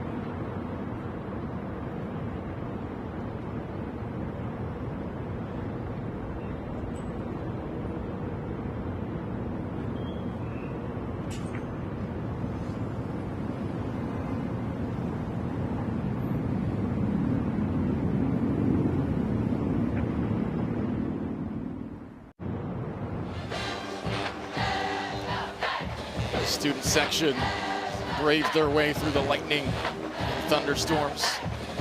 And a good student crowd still on hand. No score, though. Jacksonville State's a good first half fight here against UCF. AJ Ricketts, Brennan Goliath, glad to have you with us on ESPN Plus. That UCF drive, partner, 18 plays, 9.5 minutes, but 0 points to show Nothing to show for it. Got to finish.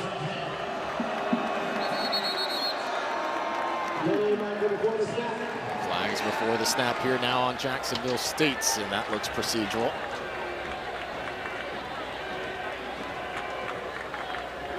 False start.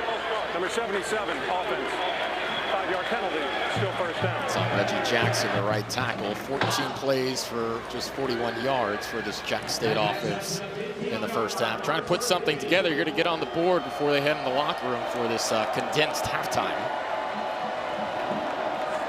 First down, Andrew Paul on his first carry. Swallowed at the line of scrimmage.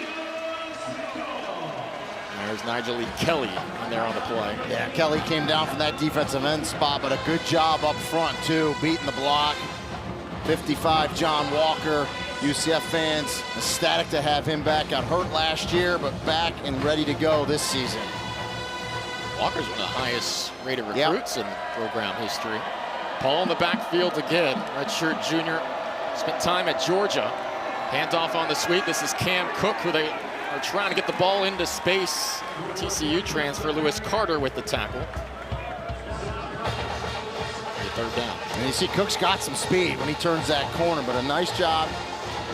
That UCF defense let that sideline be a 12th defender for you.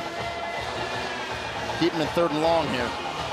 Gamecocks 0 for 3 on 3rd downs today. UCF defense looking for a quick 3 and outs. Trying to buy this offense and Taven Jackson an extra possession before the end of the half. Quick play to the flat, tunnel screen, not much doing. UCF, good lateral quickness in 4th down. Jacksonville State will have to punt. Yeah, good pursuit by that defensive line, recognizing and reading that tunnel screen, reacting to it, getting out there.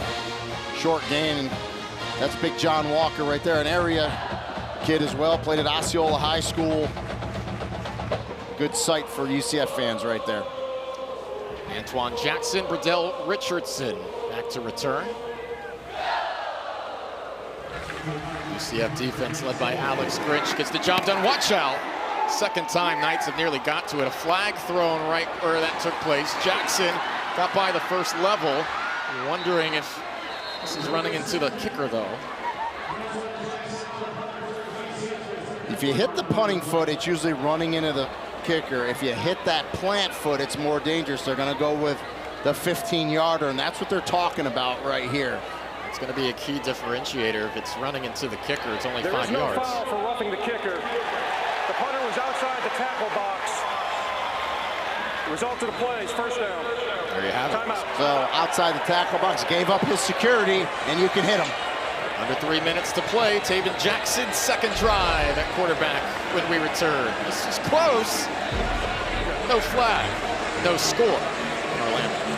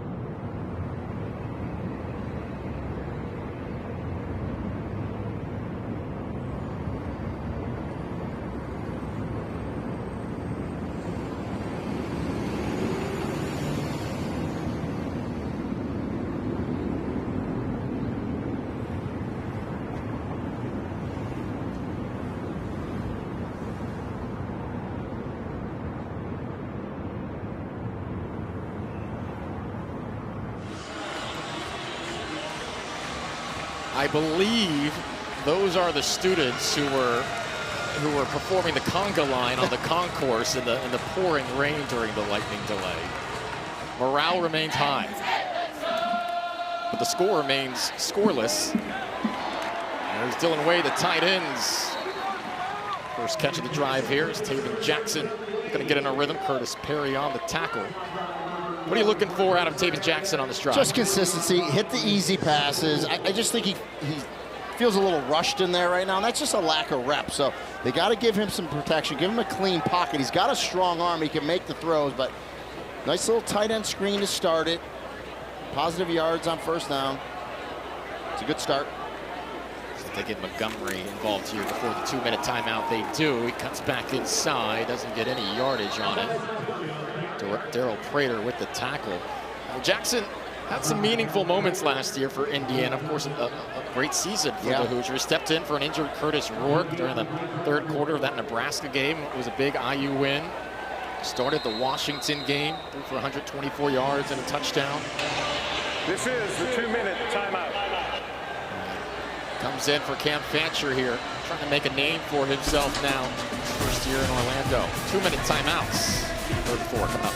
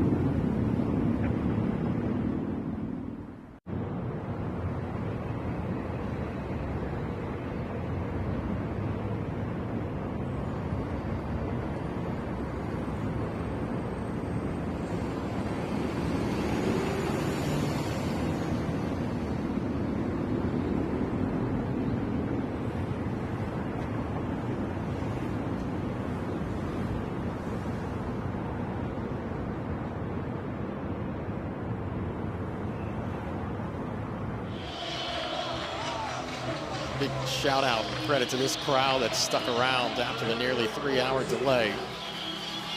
No score here after the 2-minute timeouts. Jacksonville State and UCF. 3rd and 4 here for Taven Jackson. Montgomery to his left in pass protection. Got to get it off, he does, but underthrows his intended receiver, 4th down. And that's where I just, he got a little antsy. The blitz came, the running back did a nice job to step up and pick it up. So Jackson knows, all right, I gotta count here to make a throw, and just kind of short-armed it. And again, when you get quarterbacks that have all the tools like he does, but you just lack the game experience, it's invaluable, right? But he's gaining it tonight. He's trying to find Waden Charles, the highly talented freshman. No chance for him to make that play. Veneri's 3rd punt of the evening now. Glover stands out his own 10. Nearly had Jack State pinned at the 1 last time. This will take a favorable bounce for the Knights. He downed at the 6. Interested how offensive coordinator Clint Trickett will try to finish the half here. We're deep in his own territory, first-year quarterback in the program. Certainly a veteran in the college game, but probably going to play this safe. Well, the one thing you cannot do, and we see this happen a lot, you can't make a critical error here, right? At the very least, obviously you would love to go down and put points on the board with 1:45, but at the very least, you get to the locker room 0-0. Interesting numbers here. 38 plays for UCF in this first half. They've had the ball for nearly 19 minutes. Jacksonville State 17 plays for 9 minutes. That's netted 0 points for either side. Yeah, between the 20s, they've been pretty good, but just cannot finish drives. Wimsatt design, quarterback run. Gets in between the tackles here for a solid gain on first down out to really the 13-yard line. Lewis Carter, the Oklahoma transfer, in on the tackle along with Jaden Williams. Gamecocks with tempo here. Second down, Cook runs into a wall on the right side of that line. Gets out to the 15. Gain of 1. And remember, under 2 minutes. Late flag throw here. Late flag. Morris Lockett was right by the official when that was thrown. Yeah, and I was going to say, remember, it's under 2 minutes, so we go back to old timing rules. The clock stops after a first down until the chains are set. And if you get out of bounds, it stops until the snap. But now we have a flag in that linebacker area of UCF, so. Carter went and tapped on Lockett's helmet. Unsportsmanlike conduct, number 13 on the defense. 15-yard penalty, automatic first down. UCF has taken a timeout to avoid a 10-second runoff. Looking for number 13. Right in the middle. Yep. Walk through him right there. And I guess that's what, you know, they kind of call, kind of pushed off and walked through him a little bit. This is number 13's first foul for unsportsmanlike conduct. It's a big 15, though. Not the time for a free 15 here for Jack State. First and 10 off his back foot to Cam Cook with some blockers in front of him. Cam Cook into the open field, stumbling out towards the 50. Big chunk play there for the Gamecocks, gain of 20. Yeah, Alex Grinch called a blitz there.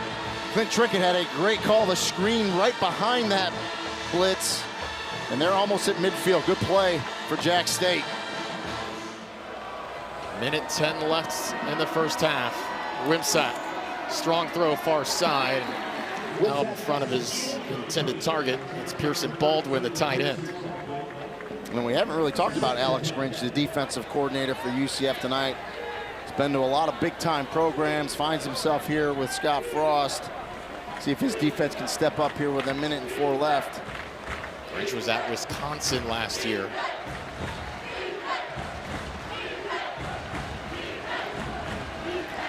Second and 10 as Baldwin motions.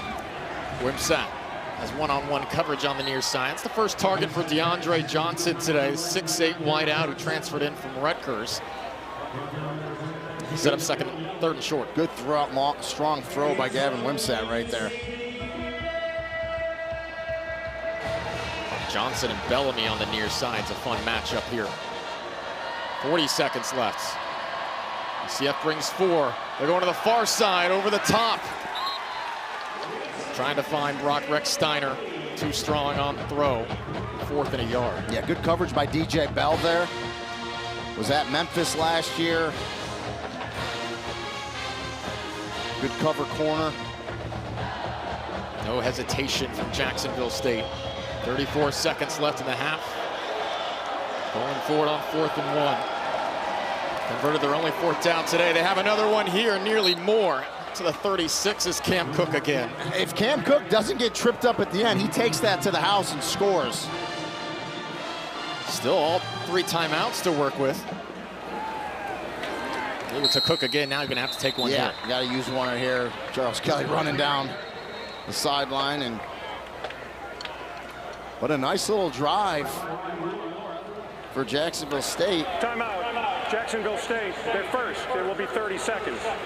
Clock operator, please reset the game clock to 24 We'll take a look at this 4th down play. Thank you. Jack State gets on line of hurry. Good blocking, just good vision by Cook. And you see right there, he gets tripped, man, he kind of slips a little as well. But I like the fact, and you pointed out, AJ, no hesitation from Charles Kelly. They're going for it. You know, their kicker, Ripa, 52, 53-yard range. So they're pretty much in his range to get a shot now if they don't get another yard to get some points and go up and take the lead at halftime. But with 24 seconds left and 2 timeouts, like to get much closer or even try to get it in the end zone here. Ripa all-conference team last year. Still some timeouts to work with. Jacksonville State wants to be a little more aggressive.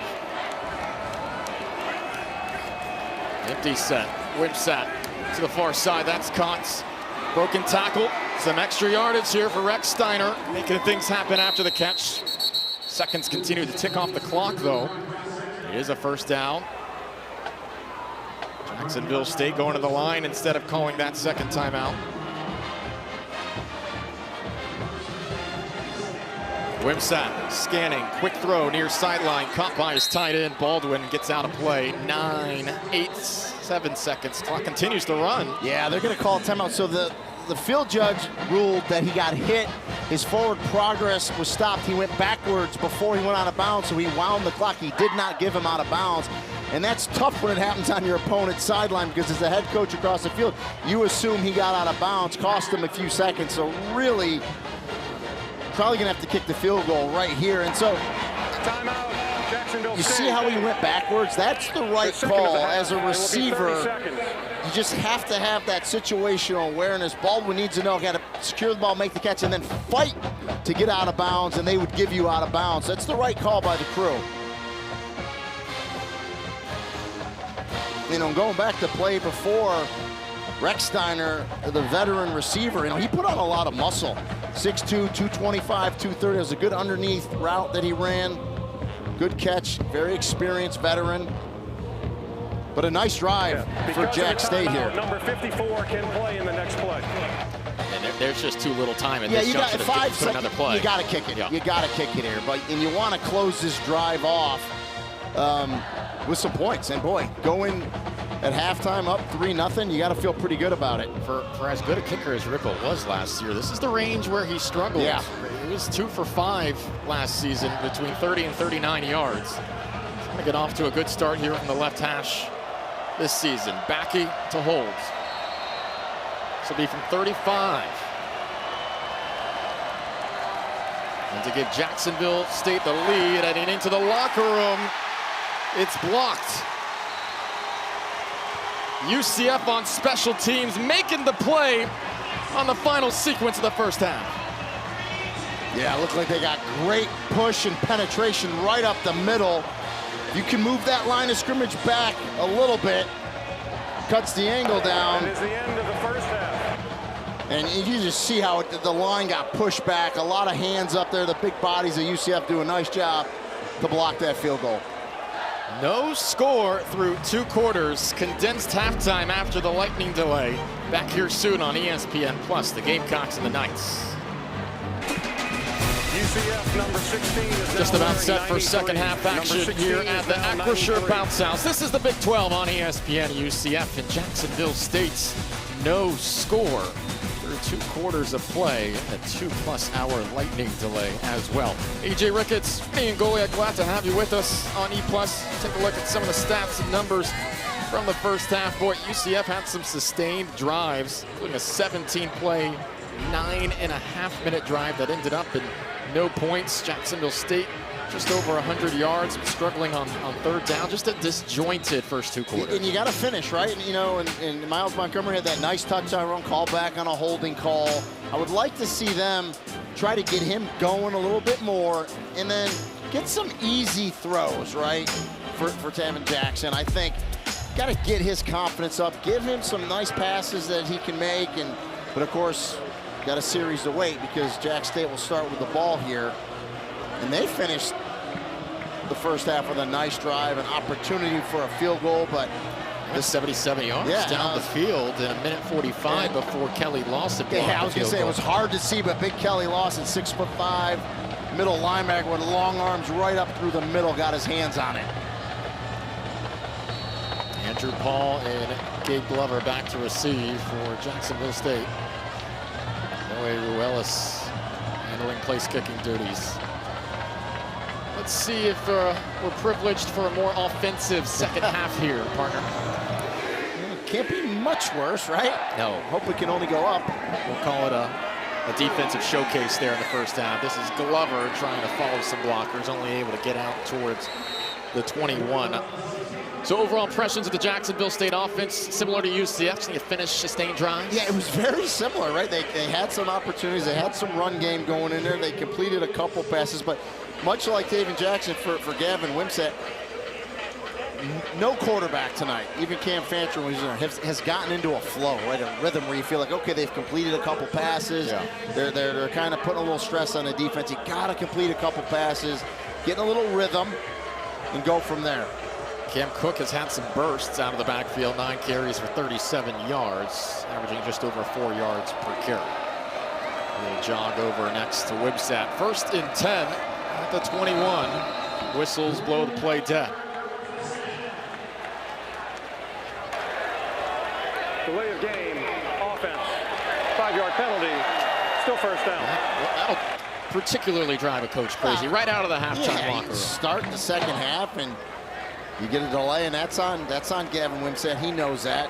He's got to get that play off. Yeah, just not ideal. A little too methodical there. Back him up 5, 1st and 15. Looks like the same play call here for Jack State. Cam Cook looking for any sort of space. He's going backwards and then salvages a couple of yards. Nearly disastrous. Winds up the gain of 2. Well, I was going to say, he did a good job only losing a couple because he probably should have lost 5 or 6, but he fought to get what he could. Quickly to the line, they faked the screen. Wimsatt had to just throw it deep in the area of Johnson. Incomplete. Well defended by Jaden Bellamy against the 6'8 wideout. Yeah, Bellamy had good position there. There was a little contact, but Bellamy, he's allowed to be in that position. The receiver runs into him. He's kind of mad because if he could have turned his hips and moved, he could have got an interception there. Played at Syracuse last year, good addition. Gonna hear that a lot. Played somewhere else last year, in all of college football. A couple FAU and Syracuse transfers on the roster. 0 for 5 on 3rd downs today is Jack State.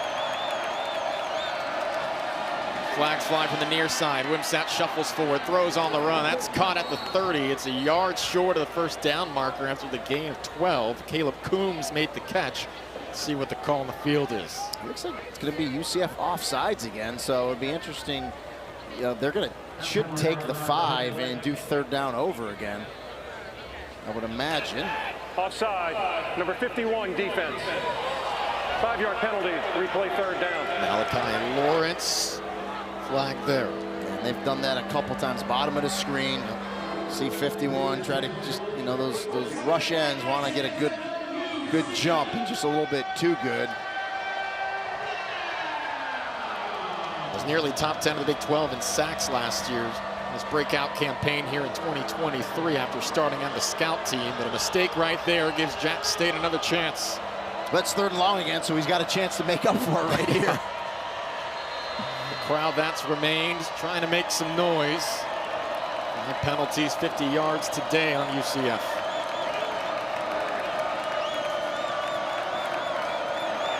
They need 8. Wimsatt has time. Will dump it off to Cook. Race to the 1st down marker. He's brought down well before it. Braden Marshall making the tackle. UCF's going to get off the field. Yeah, the veteran nickel, Braden Marshall. It looked like he dumped it off like, oh, there's going to be some running room. He's going to be able to pick this 1st down up. But you see how quick that secondary of UCF closes to the football, showing you their speed. Getting to Cam Cook making this tackle. And there's Kelly Lawson again. Again, 6'4", 6'5", middle linebacker, who's at Virginia Tech, can really run for his size. Jackson and Richardson to return. It's a fake. There's Jack State getting the 1st down on the fake, well in their own side of the field. They're going to get all the way to midfield. Cam Cook rumbling down. How about that call here in the 3rd quarter? Gotta love it. Charles Kelly again being aggressive, his side of the field. You know, and you don't really have special teams to scout. You see the UCF guys. Yeah, that's Shane Peyton Hodges, I beg your pardon. Wow. Great call, excellent run. Now a little momentum with Jack State.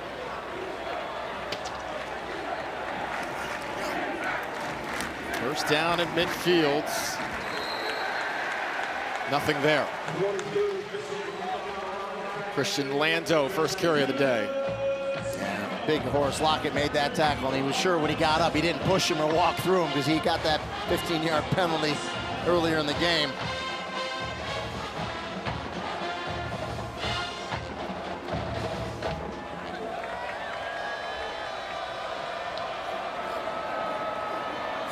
Second and 11. Wimsatt, all sorts of time, fires a dart over the head of Kate Glover. Some zip on that pass. Good protection from the offensive line. Third and long, though. Yeah, gave him some time. Good coverage by the secondary. Had to be a perfect pass. Zipped it a little bit behind, and it goes incomplete. And just like that, we're back to third and long. Desperate to take advantage of the fake punt here.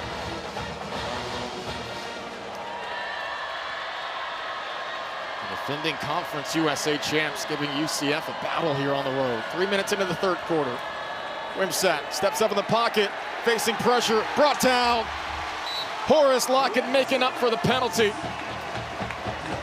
Fourth down and long. And don't be confused by the 13. I love those big guys in the middle that wear 13. He's 6'6", 355, folks. Just look at that little bull rush in the middle, has his head up. It just says, come to me, Gavin Wimsatt. As Wimsatt steps up in the pocket, he says, I'll take this sack. So despite the trick play and Hodges getting down the field, Jacksonville State will have to punt again as Cade Backey back on to send it away. And get backed up 5 yards before he gets to do that.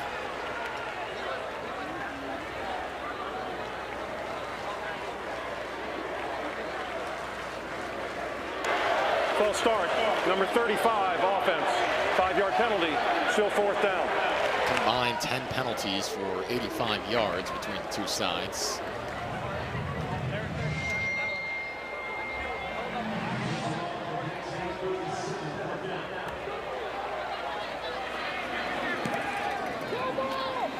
Short punt. Takes a Jacksonville State hop, and Jackson's going to have to watch it dribble down towards the 21. UCF getting their first crack at it here in the second half on the other side of the break. Horace Lockett making plays along the line. No score.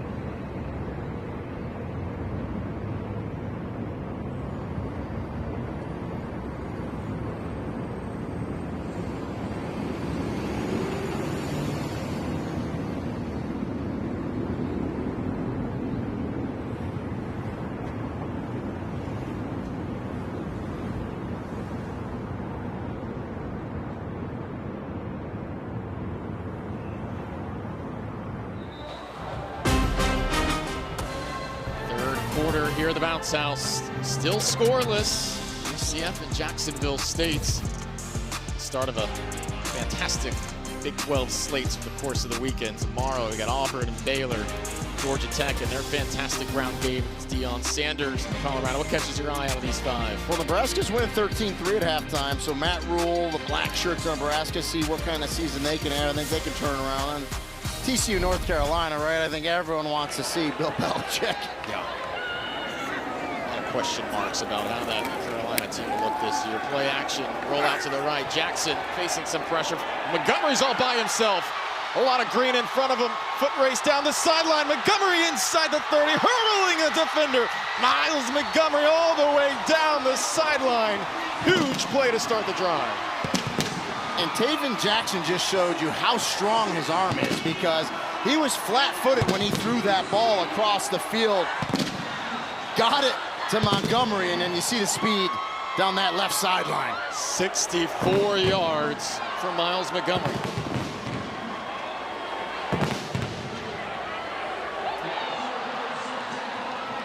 Jackson's going to be in the pocket. He's got a little pressure. He doesn't panic. Flat-footed, just look at that fling of the arm. And then Montgomery does the rest. First collegiate start for Montgomery. Now taking it on the ground. Montgomery bouncing to his left. He's in a verve now. You know, you would think he's tired right after that long run, but man, good running backs say, nope, feed me, give me the ball, go right back to him. There's no doubt Montgomery wants to end this drive in the end zone. His best game last year was in the season opener, had 77 yards. They're feeding him the rock. Montgomery inside the 5.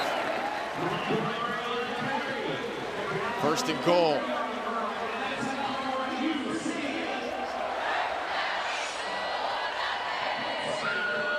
And I'd keep feeding him if I was Scott Frost. Yeah. You talked about it earlier. He's the head coach, but he's also back to calling plays.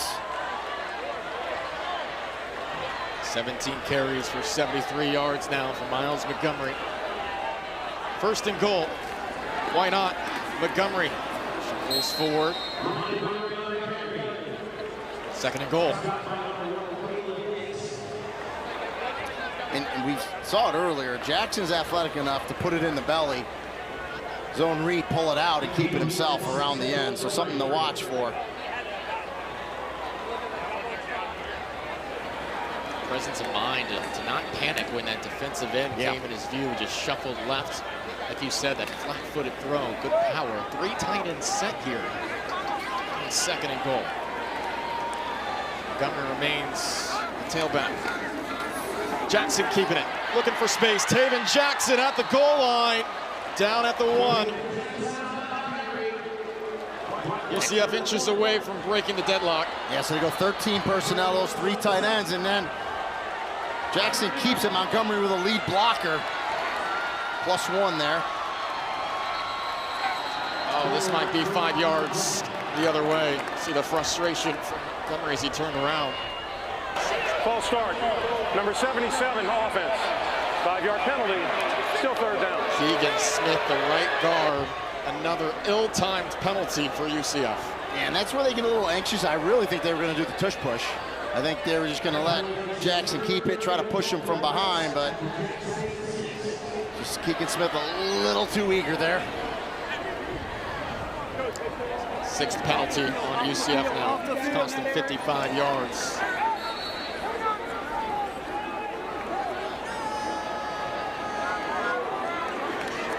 Certainly changes the calculus on 3rd and goal. Looks like it was really pushing Jackson forward. We'll have to be a little more creative here. 8:15 to play, 3rd quarter. Jackson on near side, broken up. Great coverage, Jaheim Jenkins, the senior who transferred in from Eastern Michigan. 4th down, here comes the field goal. Yeah, Jenkins right on Marcus Burke. Good coverage, right in his hip pocket. Gets that inside hand in there and knocks it away. Roy Ruelas spent his collegiate career between UConn and James Madison, out for the short chip shot field goal, 24 yards. He's 20 for 21 in his career, under 40.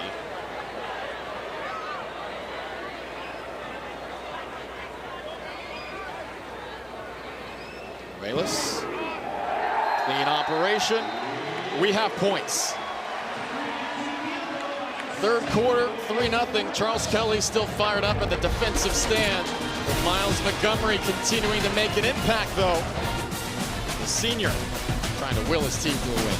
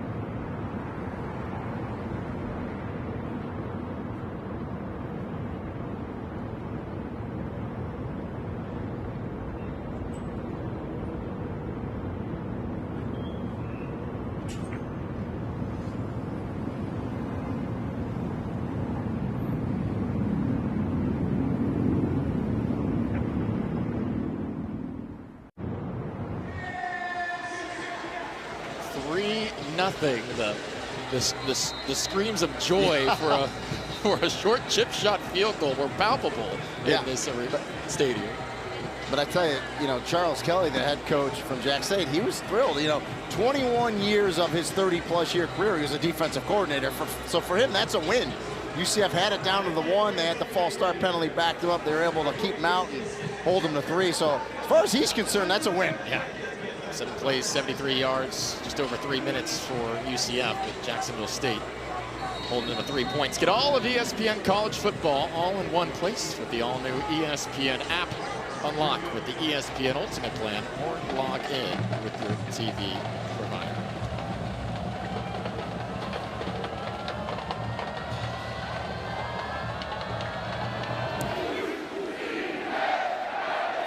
Glover going to let this one sail into the end zone as Jacksonville State going to try to rack up some more offense. There's some more details on the app launched last week. Get everything there. ECC Network, Big 12, SEC Network, E+. Get it all. ESPN app with the unlimited plan or your TV provider. If you're a sports junkie, boom, it's right there. It's all in one place. Gotta have.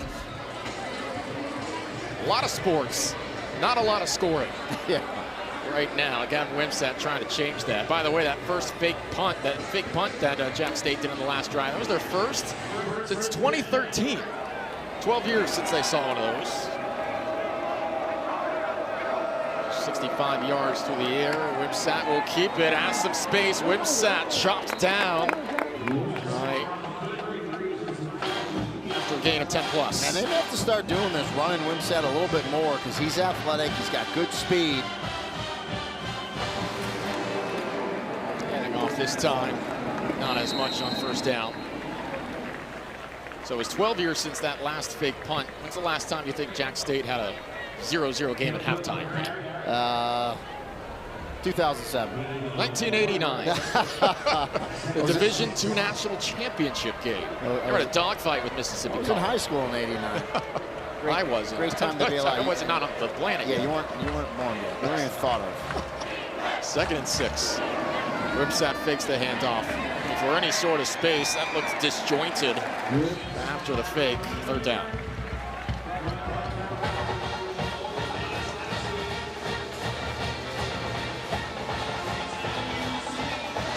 This has not been where Jacksonville State has been successful today. 0 for 7. Wimsatt, though, shouldering his way forward past midfield, and at last the Gamecocks have a conversion on 3rd down. And I think that's exactly what they're going to try to do, just get Wimsatt more in the game as a runner.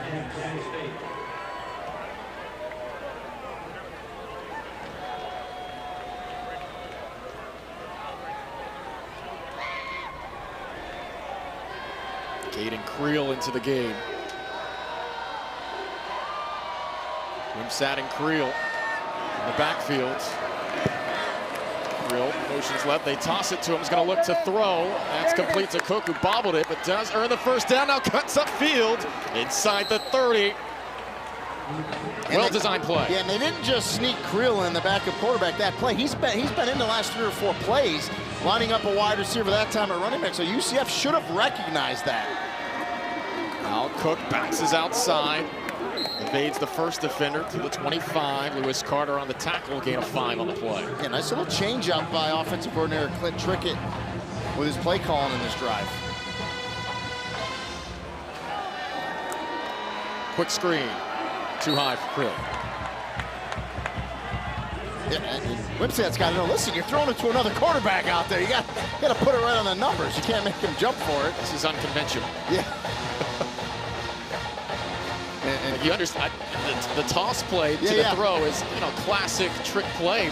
Not the throwing screen passes to him. And Creel, he just ran out, so they don't have to worry about him a double pass now, at least not from him. Rex Steiner and Hamsley at the bottom of the screen now. 3rd and 5. Jacksonville State 1 for 8 on 3rd downs. Andrew Paul, the tailback, blocking.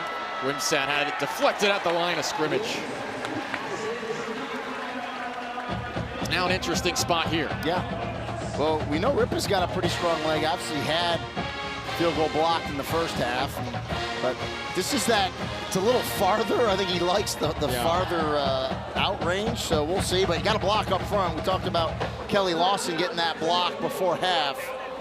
So you got to protect up front because there was a good push by UCF in the middle on the last field goal attempt. And his last one blocked from 35. This will be from 42.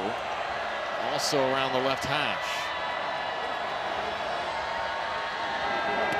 Off a terrific freshman campaign, and that looks like much more crisp of an operation. You got a shootout now. We got more points. Up and down the field they go. 3-3, 3rd quarter.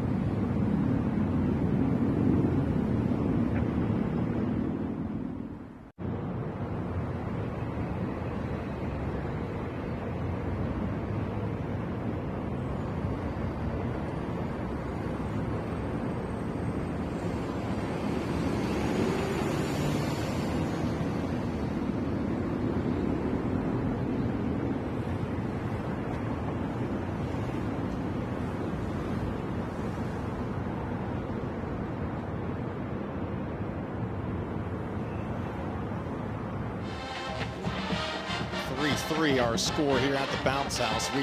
We are approaching the midnight hour. I don't think they're going to school tomorrow. I'm just going to go out on the odds are low. Yeah.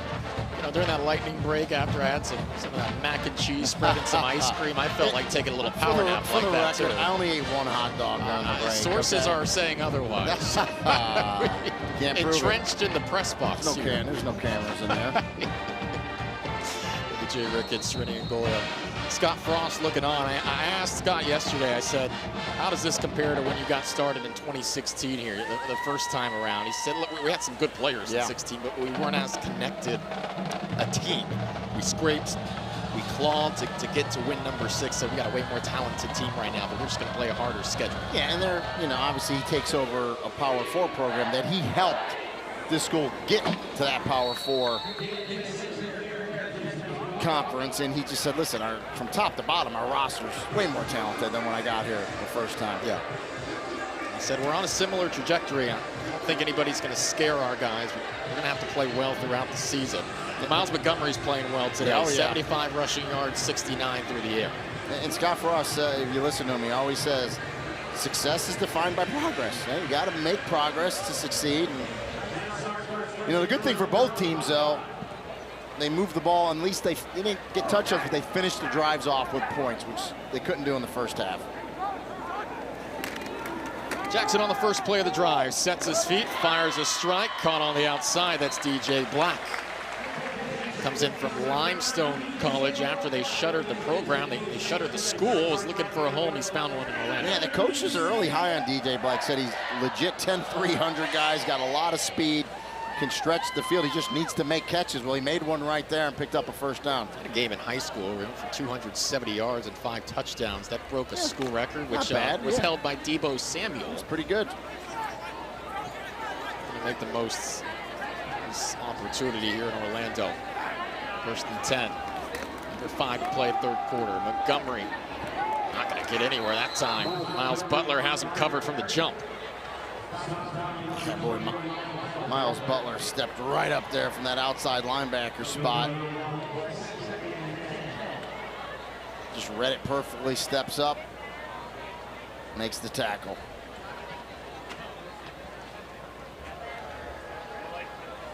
David Jackson came into the quarterback spot after Cam Fancher was injured right before the lightning delay early in the second quarter. 6 for 9 for 102 yards. Off the play fake, now on the near side. Second connection with Black, trying to shake off the initial defender. Dives forward, right around first down yardage. DJ Marcus Burke, I beg your pardon, making the catch, the Florida transfer. Boy, but he was fighting to get loose, and Jaheim Jenkins was like, I'm not letting you go, because he just felt like if he got out of that one, he was going to take it.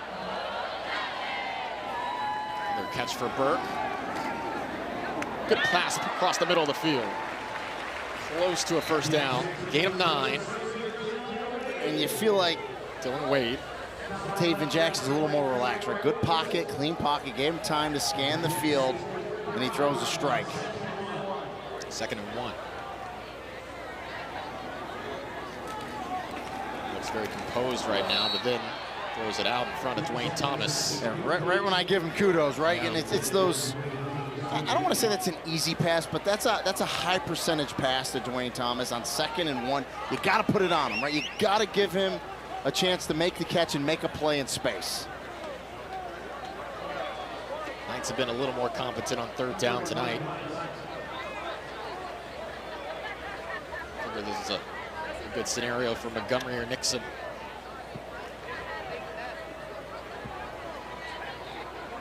Montgomery in 75 rushing yards now. They fake it to him, go to the tight end, out of the flat, Dylan Wade, over the top. That might still be 4th down, though.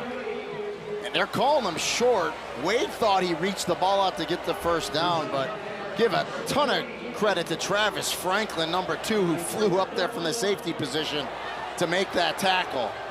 Obviously, this is reviewable. We're going to get a look at it right here. He needed to get to the 39-yard line with the ball. Saw that elbow come down. I don't think he got there, but I think he got a little closer, but it's a moot point. They're going for it here on 4th down. Need a yard on the grounds. Flags fly from the far side. Well, that false start's actually going to save them because they didn't hit it. False start, number 9. I didn't think so. Yeah. They were stopped. 5-yard penalty. Still fourth down. It was going to be Jack State ball. That defensive line made the play.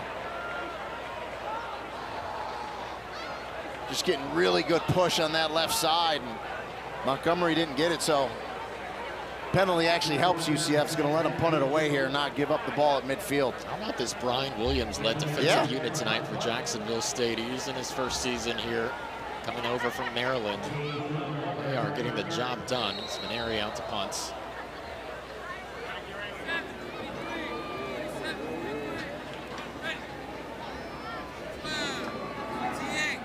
Dave Glover stands at his own 10. Spiraling kick. Fair catch called for in the 16.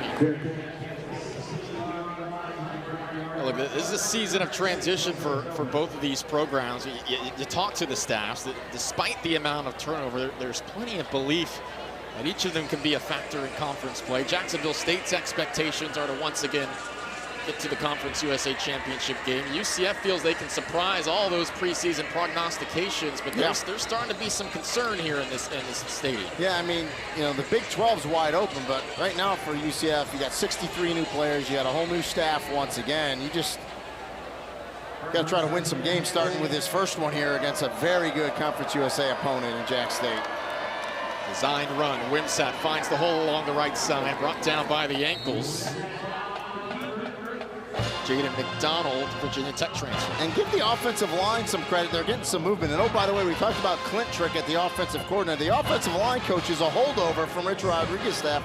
One Rick Trickett, Clint's dad. He's 77 years old. He's been coaching for 49 years. Pretty good offensive line coach. Got his start in 1976. 10-year run at Florida State recently. There's a nice toss play to the near side. Out across the 40. Cam Cook's making things happen tonight.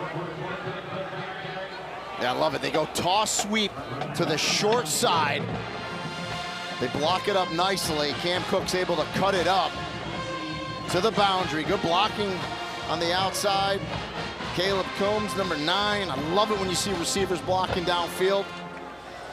No block, no rock. That's what the wide receiver coaches will always tell those guys. First thing Sean Beckton told his UCF side. Gain of 24 on the play. Wimsatt wants to take a shot near side. Underthrew it a bit. Incomplete. Rex Steiner, by the time that was done, nearly came up with it. Solid coverage by DJ Bell. Yeah. Called Bell's name out a few times tonight. Again, a really good cover corner. That's just perfect coverage by DJ Bell there. Cam Cook, well over 100 all-purpose yards tonight.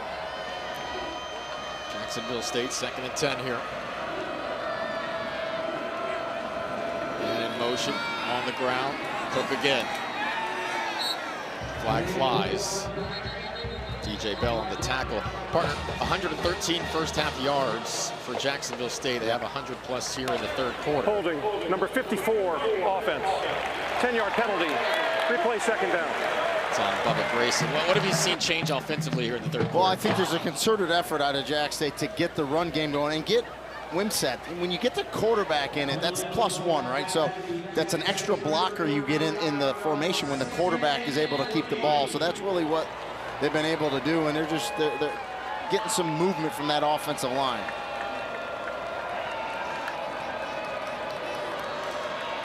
Penalties have come at costly times for both sides. Tunnel screen blown up. Philip Dunham, the FAU transfer, getting into the backfield there. 56 tackles last season. Man, the coach has said, Dunham, he's a playmaker. He makes plays. Read it, recognize it, and react. Slides in, gets underneath the block. He knew that block was going to come on that screen, but he's able to get in there quickly and make that tackle for a loss.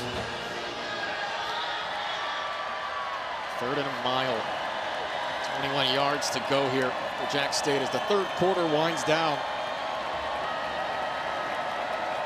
Tight, tense game here in Orlando. As we make our way to the fourth quarter. Wimsatt scrambles, throwing on the run, has an open man in midfield. Rex Steiner fumbled the football late though. UCF says they recovered. Was Rex Steiner down first? Yeah, I think the back judge is going to come in and say he was down. The line judge was going to give it to UCF. The ruling on the field is that the runner is down short of the line to gain. 4th down. They needed 21. They got 20 on the final play of the third quarter. And Kelly Lawson came from behind to make that tackle. Actually knocked him forward almost to the first down, but then the ball looked like it came out, but they called him down. That is the end of the third quarter. Hard to tell if that elbow was down first. Take a look. We'll take a break. 3-3 heading into the fourth.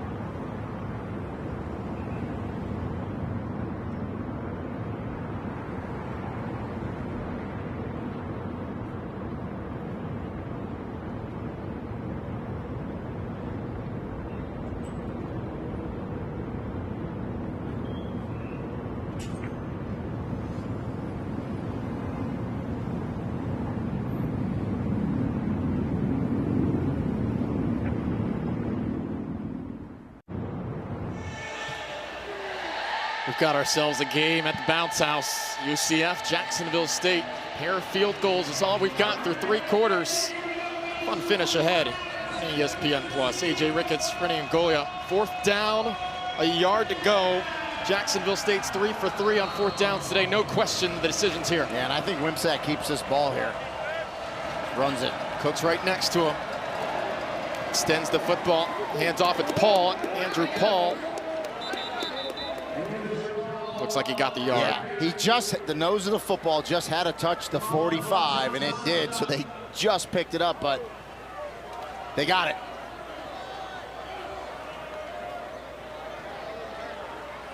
They've got 2 quarterbacks in there again. Caden Creel, number 12.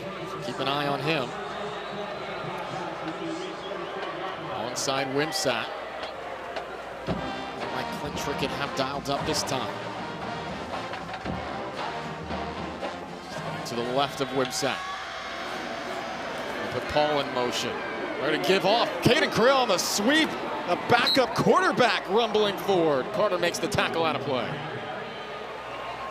Well, that's one way to keep your backup quarterback happy. You put him in the game, you throw him passes, and you hand him off the ball from running back. Good little speed. Gain of 14. Yeah, turned the corner, lowered his shoulder a little bit, gets knocked out of bounds. Good run by Caden Creel. Seeing him targeted on a screen, that time on the sweep. Got to see him throw a block out here now. I don't know if he wants to do that as much. You're asking a lot now. Motion again. It's a reverse. Rex Steiner, one-on-one. Lasso down. Great tackle in the open field. Isaiah Nixon, number 6, the defensive end.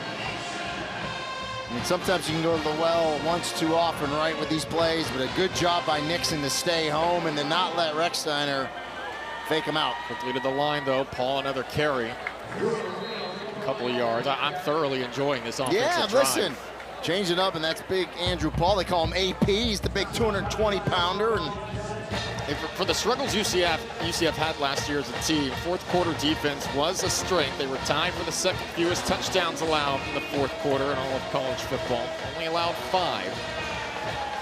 Hoping to continue that theme here in the 2025. Jack State needs 6 yards here on third down, which has continued to be an issue in this game. 1 for 10.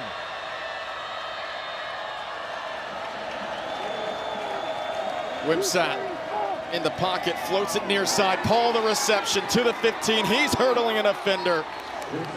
Jack State down to the 10. Gain of 17 on 3rd and 6. Yeah, great read by Gavin Wimsatt. Read the defense perfectly. Andrew Paul slides out into that left flat. Wimsatt puts it on him, and it's 1st and goal for the Gamecocks. It had primarily been Cam Cook involved from that running back spot today, but Paul is coming on strong here in the 4th quarter. Just over 12 minutes to play. Wimsatt hands off. It's Paul again, shaking tackles. Andrew Paul across the goal line. Jacksonville State leads.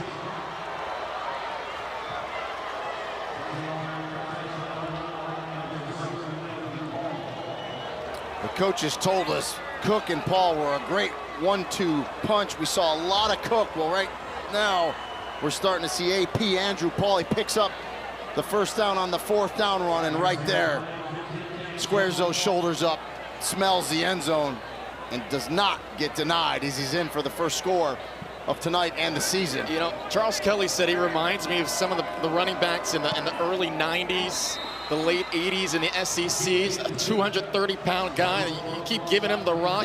The safeties don't want to tackle him. They're giving the rock to number 0. He's finding the end zone. What a drive for Jacksonville State. 11 plays, 84 yards, 7 points. It's 10-3.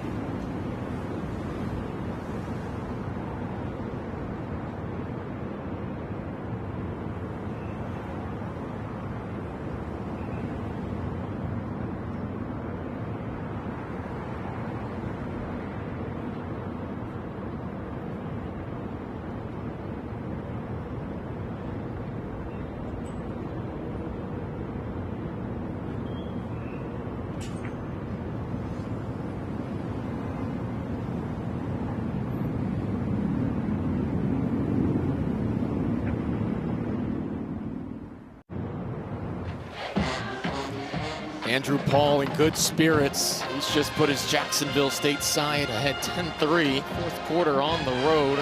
His team 20-point dogs heading into this. They're up by 7. He's got 16 yards on the ground, 17 in the air, but it made quite the impact on that drive. Well, we talked about like the concerted effort to really establish the run, get your quarterback Gavin Wimsett involved. First half for Jack State, 17 carries, 51 yards, a 3-yard average. The second half, 16 carries, 108 yards, 6.8 a rush. So obviously much better on the ground, and give that offensive line credit as well, doing a good job. And Clint Trickett's calling a nice game, mixing it up with some different plays, some fakes in there, some trick plays, trying to keep that UCF defense off guard.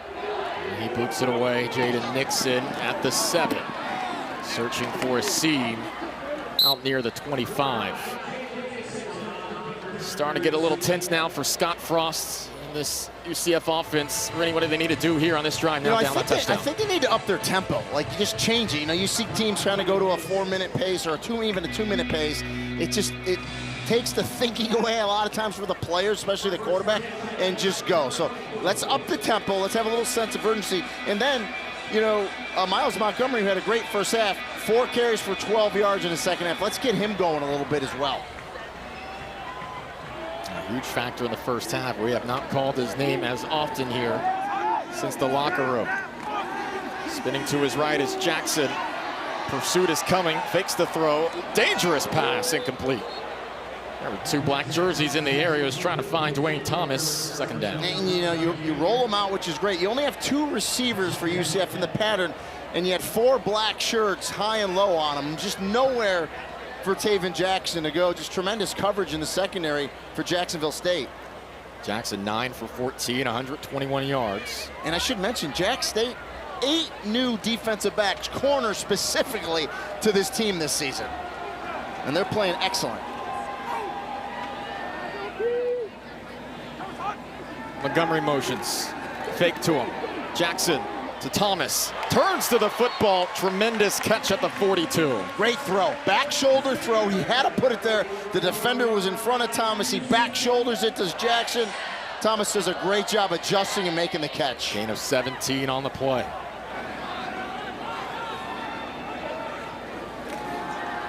Jackson, good pocket to the flat, and Montgomery on the sideline.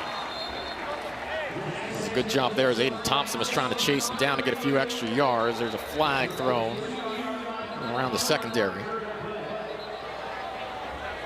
And on the other side of the field, way away from the play.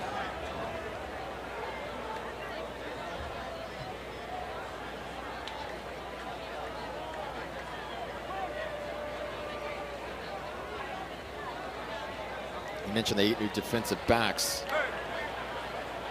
There were unsportsmanlike fouls on each team. Number 9 on the offense, number 22 in the defense. The foul's offset. There's a dead ball foul. It will be second down. This is number 9 and number 22's first fouls for unsportsmanlike conduct. DJ Black and Jaheim Jenkins. We'll get to those DBs in a moment. So here's why Fancher is out on the blitz on a 3rd down play. Former UCF player Traquan Fagans ejected for targeting eventually. Fancher, don't know the extent of the injuries as he was talking with Mackenzie Milton earlier, but that's going to be a storyline moving forward for UCF. 2nd and 8. Jackson brought down. Loss of 6. Chase Alexander getting in the backfield. It's going to be 3rd and long. Yeah, I mean, and you just, Jack State sends more than UCF can block because Miles Montgomery can only pick 1 guy up. But there's more there. It's just a great defensive call by Brian Williams, the defensive coordinator. Jacksonville State gaining confidence by the play. Yeah, you could definitely feel the momentum, which was pretty 50-50 throughout this game. It's definitely on Jack State's side now.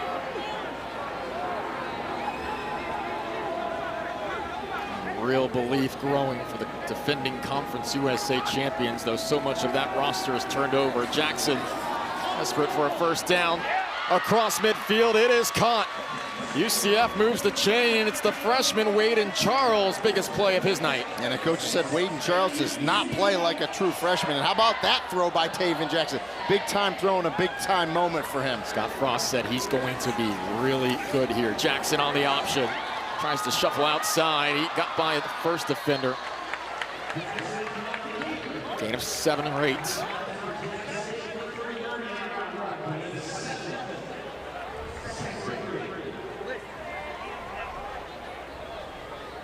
Critical drive here for UCF, trying to respond to that Jacksonville State touchdown drive. Jackson getting some clarification on the sideline. Cam Fancher, the FAU transfer, started this game, won the 3-man quarterback battle. Watching this one from the sideline here as the proceedings play out. Jackson turns back to his right, wide open tight end, Dylan Wade. There goes Wade. Touchdown Knights.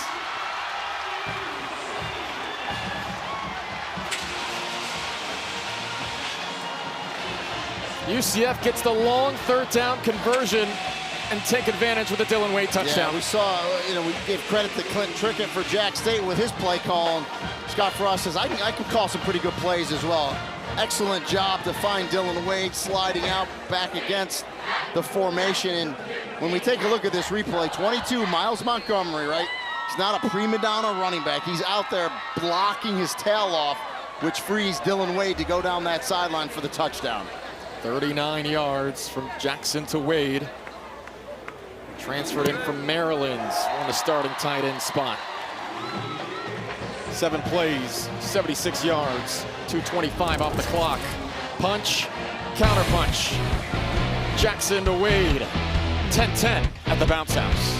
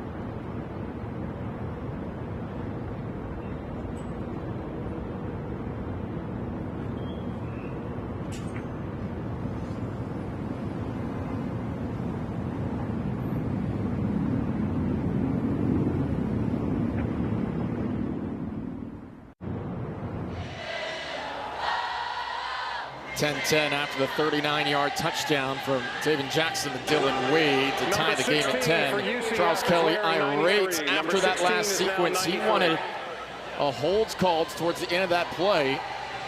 And the official have it here. Here's a look at it. So we have Miles Montgomery now. He's in front. He's good first. The defender turns on him, which is Walker Osteen. He's got a little hold of that left jersey, but honestly, I think it's a good no call. I mean, you could throw a flag there, but I think it's less holding than it is. That's just my opinion in how the game is played. And when the defender usually turns on an offensive player blocking, you normally don't get the call because you're turned away. That 13 penalties tonight. Charles Kelly really wanted a 14th there, does not get it. It's 10-10. Glover takes us at the 3. As a lead blocker across the 20. down to the 22. And I will not go on X because I know every Jack State fan is cursing me right now, but it is what it is. My opinion. You don't have to agree with it. Just ask my wife. We'll confirm. You know, Greg Seitz, the Jack State vice president for athletics, he was on the radio with Jack State about an hour or two ago. He said the success that they've had has made it difficult to schedule teams. Yeah. He said Vanderbilt said no. They're going to UCF all they can handle right now. And Troy in the Sun Belt, which is a few hours away from them in Alabama, they said they can't schedule with them either. So, yeah, it's this is a solid test for UCF to open their season. Hoping their defense can come through now. Screen pass, 1st and 10. Sandwiched on the outside after a gain of 7. Franklin Barrett's the redshirt freshman out of Raleigh. I said it earlier in the beginning of the game for UCF fans. This isn't a normal, I'm going to open the game and I'm going to win by 40 or 50 points. This is the reigning Conference USA champions. They've had 9 win seasons 3 years in a row. Wimsatt now 13 for 21. Cam Cook going down to the backfield here. Nigel Kelly, another tackle for loss. And we haven't called Nigel Kelly's name enough tonight. If you're a UCF fan, he does a good job there, gets off the block and gets that tackle for a loss. I really think he's their top pass rusher off the edge. This coaching staff again really high on their top 4 or 5 defensive linemen. Kelly, Jackson, Walker, Lawrence. Kelly making a nice play there. Jacksonville State needs 6. What do you look for here? Yeah, I think just maybe move Wimsatt out, give him a run-pass option. On the sweep, Rex Steiner searching for any sliver of space, well short of the line to gain. Antoine Jackson harassing him on the outside, 4th down. So, you go jet sweep with your big receiver. Rex Steiner can run. I don't really know he's known for a speedster on a jet sweep. And you see the pursuit from the white shirts of UCF showing you their speed in the secondary as they get to Rex Steiner, and he really doesn't even get close to turning the corner, and a nice defensive stand there by UCF.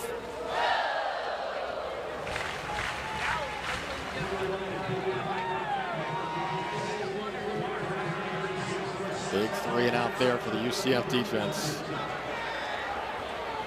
Backy averaging just under 40 yards per punt. Gets it away. UCF has nearly blocked 2 punts today. One a low one, taking a Jack State bounce. Trickles inside the 30. Huge weekend of college football ahead of us. Of course, headlined by that Texas-Ohio State game, but all across the top 10. Plenty of intriguing matchups to feast on. If you're a college football fan, you're like a kid in a candy store, right? We start tonight, Thursday, 5 straight days of college football, and look at these week 1 matchups. I mean, Clemson, LSU, Texas, Ohio State, Alabama, Florida State, Notre Dame, Miami. I mean, wow. Just wow. Pressure on the Hurricanes and Mario Cristobal after nearly making the playoff last year, but that regular season finale at Syracuse costing them. Can Notre Dame keep that championship pedigree going to reach the championship last year? 1st and 10. Jackson, another great pocket. Over the top here, complete across midfield. It was almost bobbled and dropped, but Marcus Burke held on for the 1st down. And that play took an extra count to develop, so give the offensive line credit because it was a clean pocket for Taven Jackson. He could sit in there, scan it, and make that throw. We'll see the ISO. Burke was in the slot, a little X pattern there. Outside receiver comes inside. Burke goes outside. And a good delivery by Taven Jackson. He's in that rhythm now that I was talking about earlier. Just ran straight past Caleb Nix. Came in from Clemson. These are the moments now, late into the night. It's been a long evening. Which offensive line can provide more time? Jackson, another clean pocket. Now inside the 30. UCF moving the football. It's gain of 15. And if you go back to the possession before where they scored the touchdown, remember it was 3rd and 15 and the momentum was with Jack State. And Taven Jackson stepped up and threw a strike for a 1st down. I think that was the throw that got him going because he looks like he's in a much better rhythm right now. DJ Black had the reception. I mean, Taven Jackson's really putting together a strong performance now. You look at this stat line. 15 for 20, 239 yards. Gonna punctuate it. Montgomery straight up the gut, gain of 3. 6 straight completions, to your point, Rini, with his rhythm right now. Yeah, again, that's that rhythm. And, you know, a lot of UCF fans thought, okay, this quarterback battle is going to start. They really believed it was going to be Taven Jackson. I think a lot of them were surprised Cam Fancher won the job, but, you know, unfortunately, Fancher gets knocked out on that targeting. Jackson has to step up, and so far here in this second half, he's looked pretty good. He hasn't been a game manager. He has controlled this performance. Made a name for himself tonight. Still more work to be done here for the Knights. He fakes the run. Oh, watch out here. Brought down in the backfield. Garen Stansberry. Right place, right time. And Stansberry is one of the guys that actually played at Jack State last year. Just comes off the edge, unblocked, and does a nice job not letting Taven Jackson duck underneath him for the big-time sack for big number 91.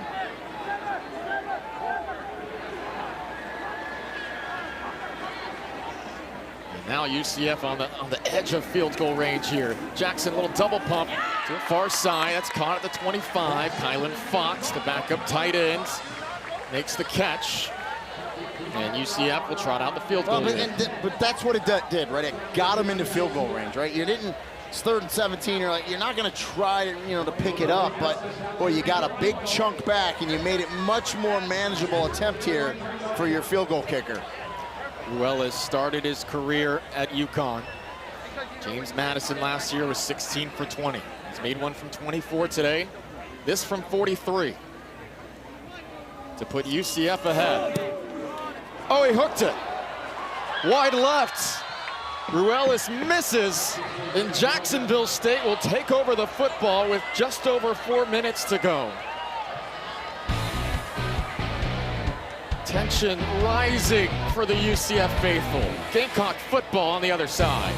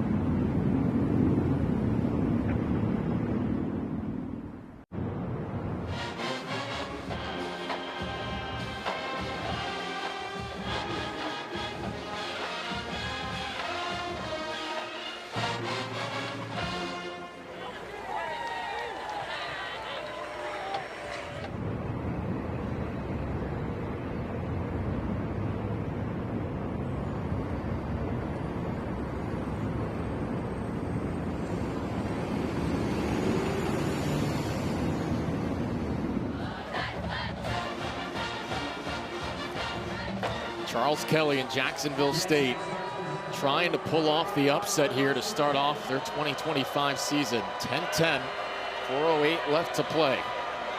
Evan Wimsatt started this game 8 for 16. He's 5 for 5 since. Got a touchdown drive last time out. Andrew Paul, another carry. He gets out towards the 34. Great gain on 1st and 10. Running this Jacksonville State team, they lost their top running back, one of the top rushers in the country. They lost the Conference Player of the Year, Tyler Huff. They bring in a new coaching staff. Even the most optimistic Jacksonville State fans thinking this might still be a year of transition, but maybe Charles Kelly saying not so fast. Teams take on the persona, the identity of their head coach, and Charles Kelly just blue-collar, gritty, hard-nosed coach, and this is how this team's playing tonight. Gotta love it. Grinding it out here in what has not been a pretty game. Wimsatt sacked. Pressure coming from all directions. Yeah, just kind of a jailbreak right here. Nowhere to go. Right up the middle. Wimsatt rightly just goes down, doesn't try to make a play there. Take that sack. Still a manageable 3rd down. Wimsatt, home run ball far side, throwing it up to Johnson. They got one-on-one coverage with their 6'8" wideout, and he brings it in on 3rd and 6. Yeah, and we haven't really called his name today. He went up against Damari Henderson, 6 foot tall, but when you're 6'8" with those long arms, that's an advantage. You know, you're gonna put a 50-50 ball up to him every time, and really with his size, it's more like an 80-20 ball. Goes up, high points it, makes the catch, and a big-time play for Jack State. And that clock keeps ticking. Cook into the backfield now for Jacksonville State. 2.5 minutes to play. Jack State is not in a hurry here. They'll have to run this clock off and have a game winner kick to walk it off. Cook towards the outside. Swung down after a gain of just 1. The Gamecocks averaging 6.5 yards per carry in the second half. 2nd down. And I'd let this go to the 2-minute timeout if I'm Jack State. Well, you're at the 45, Reed. Realistically, 10 or 15 more yards, you're in field goal range for Garrison Ripley. And at the end of the day, you just want a shot at winning the game. Get into range. And they are not going to snap the ball before the whistle. Jack State is knocking on the door of field goal range. Big plays coming up. 10-10 at the 2-minute timeout in Orlando.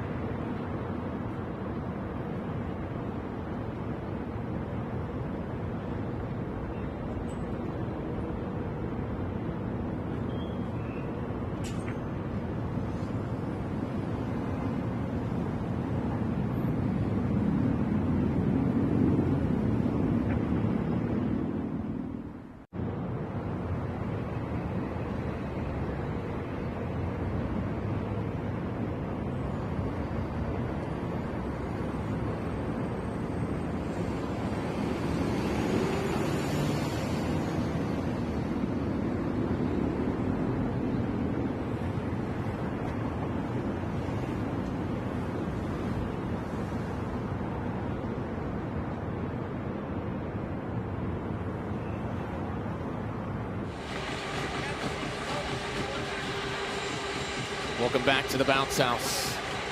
10-10, 2 minutes to go. Jacksonville State driving on UCF here in the season opener for both sides. A.J. Ricketts running in Goya. Second down and long here. Jacksonville State just across midfield. And for 9 yards, Wimsatt out in front of Rex Steiner off the fingertips. 3rd and long upcoming. Jack State 3 for 13 on 3rd down today. Right, you got to be careful though on a pass like that, right? It gets deflected up and then you throw an interception at this time. Big play here for Jack State and the UCF defense. Be curious if Alex Griggs, the defensive coordinator, tries to dial up some pressure to get to Gavin Wimsatt, or if he thinks he can get to him with his 4 down linemen.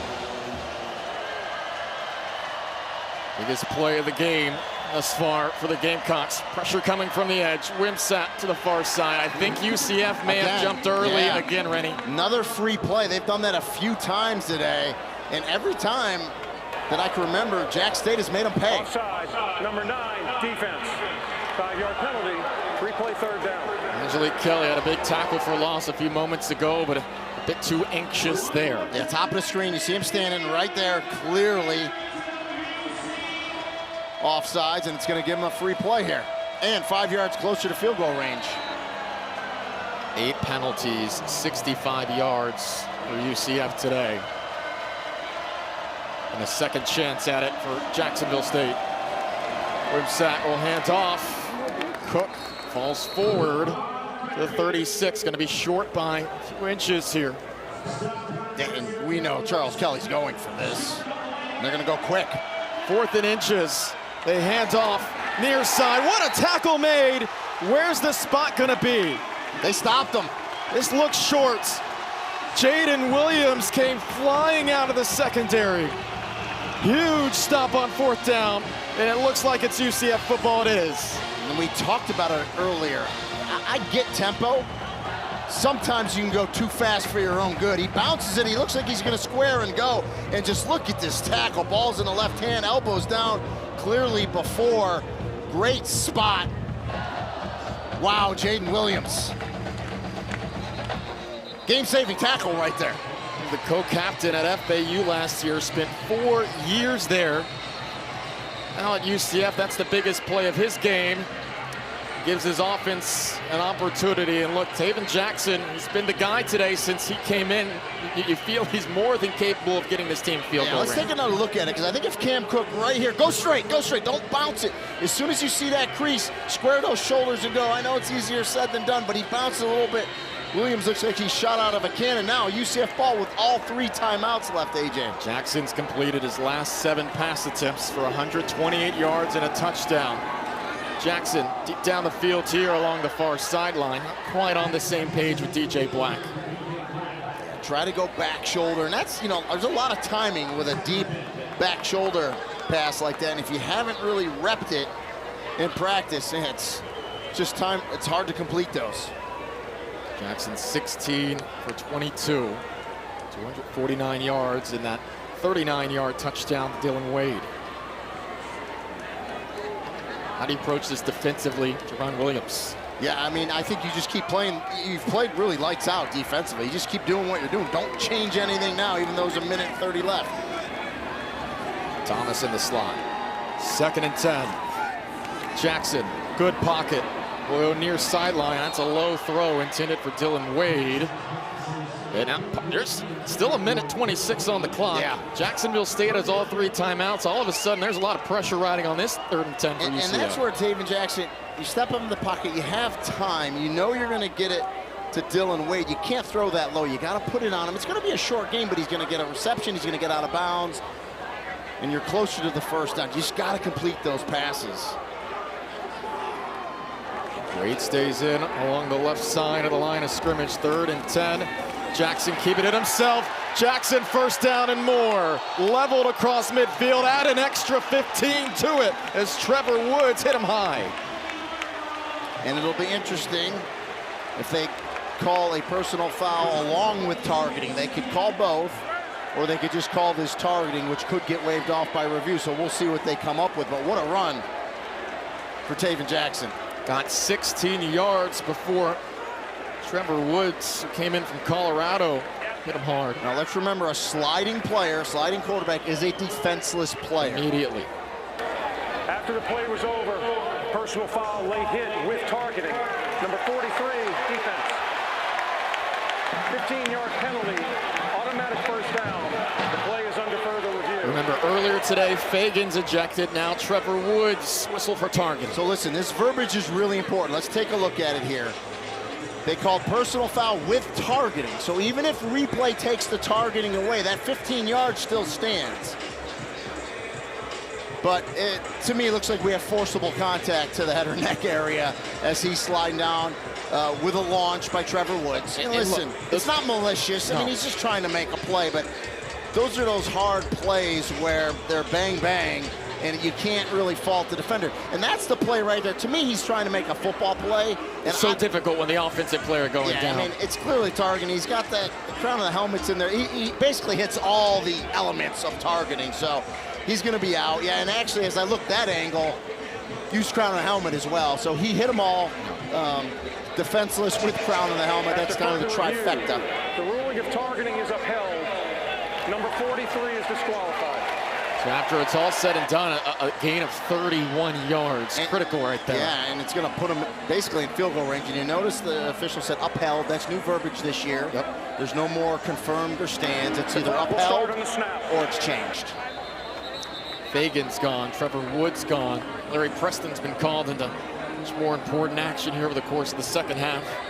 Tyron Taylor, Jaheim Jenkins, Caleb Nix playing larger roles here as this game winds down. But UCF in fantastic position now. And still have all 3 timeouts left as well. So, I mean, really, the offense play calling is still wide open for Scott Frost. You got a ton of time here.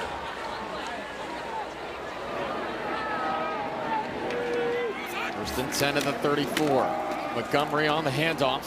A quieter second half, but still a fabulous performance in his first starts as a redshirt senior. 20 carries now for 78 yards and timeouts. And Jack State's going to start using their timeouts. Charles Kelly. Timeout. Jacksonville State, their first of the half. It will be 30 seconds. Clock operator, please reset the game clock to 1:14. Well, at this point now, with that timeout being used, if you get one first down, if you're UCF, you can control this the rest of the way. You can walk it off. State has to prevent first down yardage. But remember, Ruelas had just pulled one and missed, so you know kickers, man, it's probably in the back of his mind as well. So the pressure. Flip in momentum as Jacksonville State was just driving down the field, every intention of another huge Florida win. They took down FIU as an FCS team 5 years ago. Florida the Hail State, Mary of Florida State in 2021, looking for a Power 4 win on the road. Yeah, fought and clawed today in a low-scoring affair, but UCF trying to do what they need to do to get out of this on the right side of things. Montgomery, the tailback to the right of Jackson. 2 yards on first down. And off to him again. Sandwiched between that defensive line. Another timeout here from Jacksonville State. It's going to be 3rd and 9.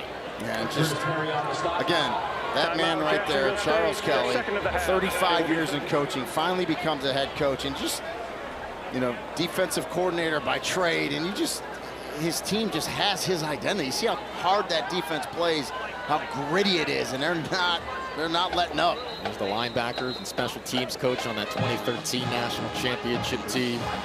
Coached under Nick Saban for their national title team as well. Look, on both sides for both programs, there are plenty of guys that you can root for. Whether it's Scott Frost's return after the tough time at Nebraska, whether it's Charles Kelly getting his first shot after 35, 40 years as an assistant. Amazing. Guys to root for here, both sides of the football.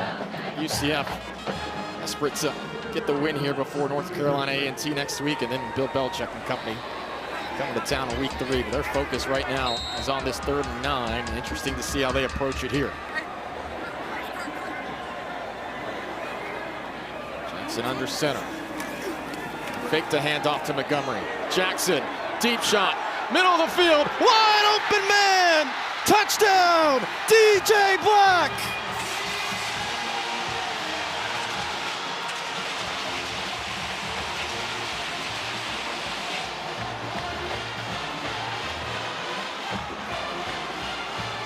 Frost, what a play call on 3rd and long. People are thinking, all right, we're playing conservative. We run it on first, we run it on second. We're just trying to nudge it up for field goal range. Good little play fake. You roll Jackson out, and then the speedster, DJ Black, with the post, beats the defender, and an excellent throw by Taven Jackson. Relis with the PAT. It was no decision to hit the portal for Black. He was forced into that move. His school shut down. Yeah. Limestone College trying to figure out where to go. He found his way to the end zone here. Yeah, this is 10-3 speed here. Good throw by Jackson. And DJ Black is on the other end. What a call, what a throw. Been going through Taven Jackson's mind. And the thing that's impressed me most about Taven Jackson today, one, obviously coming off the bench, right, not knowing you're going to play. He's made some bad throws, but he's flushed it, and he's stepped back up, and he's thrown strikes, and he's made plays with his feet as well. Very impressive. And you see, you know, they're cleaning up the ears, got a little cut. He got that on that targeting play, and that big hit he took on the run. Number 16 is now Tough kid. Yeah, that was full speed, helmet to helmet. He gets right back up and puts it on the money there. Jackson in the second half, 13 for 18, 255 yards and a pair of touchdowns. He has made a statement tonight about his role moving forward here. Becoming the permanent starter, so we'll see what Scott Frost does. But listen, one thing is, though, they scored pretty quick. Yeah. There's still 1 minute and 3 left. Jack State still has 1 timeout, so this game is not over. It's interesting. We'll reflect on this more in a little bit for as a title win as this may possibly be for UCF. I think the fan base is going to feel really good perhaps about what their quarterback situation might be, but there's still work to be done here. Absolutely. Glover at his goal line. Let it sail in the end zone. We've seen Jacksonville State move the football quickly. Multiple occasions tonight. No room for error. Yeah, you got to go now, right? Sense of urgency. You got to go. And if you're UCF defensively, Alex Grinch, your secondary, you cannot get beat over the top. You have to keep stuff in front of you. Let them throw it underneath. Keep it in play. Come up and make sure tackles. Nothing over the top if you're UCF. Gamecocks operating all night long without Michael Petway. They figure to be one of their top receivers this season. Can they make their way down the field? They need to find the end zone. 75 yards necessary here. 63 seconds to do it. Empty set on first down. Wimsatt, Baldwin on the first throw. Gain of 5, clock runs. Just 1 timeout left for Jack State. Because remember, they need a touchdown, not a field goal, so that's exactly what you want to do. Give them that reception, just come up and make the tackle, let this clock run. Alex Grinch trying to see this one to the finish line for the UCF defense. Wimsatt, pressure coming.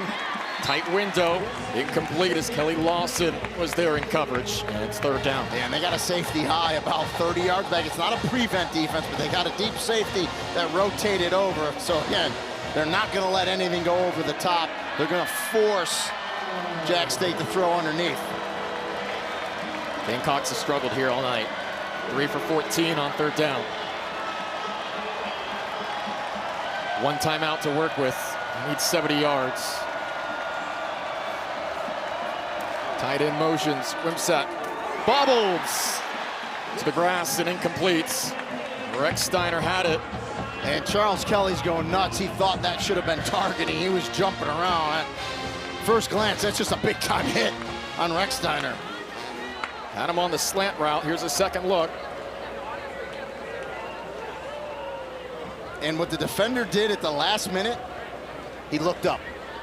Okay, because remember, if you're going to get hit with targeting with the crown of the helmet, it's the 6 inches on the very tip of around the helmet. That front part of the helmet is not targeting, so as long as you can look up. And that was a good job there to avoid targeting by Lewis Carter, number 20 for UCF. R.J. Jackson needed a moment after the play.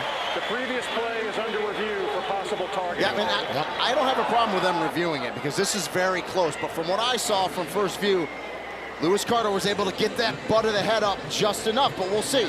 We'll get another look at it myself. Again, Jack State fans are sure cursing me. So you see come in, he gets dropped. Now watch, he dips, and then, oh boy. Is he at the end though? Yeah. It was going straight, and then at the end, he kind of popped the head up, and that's so close. So close. Wow. You know, he definitely targets it first with the helmet. And then late, instinctively, he tries to look up to hit him with the front part of the helmet. So it looked like Rick Steiner had started to relax. Yeah. Or come up. Here, we'll get a good look here. He's bracing himself. Yeah, right there, that angle, to me, looks more like targeting. So listen, I can change my opinion too, guys. Well, Jack State's had 2 go against their way today. They're screaming this has to be. Yeah, the last angle we saw looked like targeting. It looked like he did not get the head out of the way enough. So I'm gonna stand corrected and say he's gonna get hit with a targeting, and I think Charles Kelly's gonna be happy. That's a big time play. Yeah, we're getting it's word gonna it give is. him 15. Yeah, it's gonna be confirmed here. Yep. After further review, it's a personal foul for targeting with the crown of the helmet. Number 20, defense. It's 15 yards, results in an automatic first down. Number 20 is disqualified. So 3rd ejection today, and a lot of some new targets. life for Jack State. And that's where, as a defender, and listen, I know it's easy. I sit up here and say this stuff, but you just got to get your head to the side. Yeah. Got to get your head to the side. Last look at it here. And again, I think he tries to look up late, but by the time he does, the crown already hit, you know, and I can't argue with that call at all. I think ultimately it's a good call. This is still going to be very difficult for the Gamecocks. Yeah. Not across midfield, just one timeout to work with it. You know Alex Grinch is calling plays based off that. But you still got life if you're Jack State. Instead of 4th and 6, 1st and 10 at the 46. Wimsatt. Strong throw to the outside, incomplete. It looks like for a moment Jaden Bellamy had read that early and would be on his way. They were trying to find Johnson. And the only thing is for Bellamy, if you jump that and you miss it and it gets caught, he turns and goes down the sideline, you're in trouble. So you got to be careful out there at corner, right?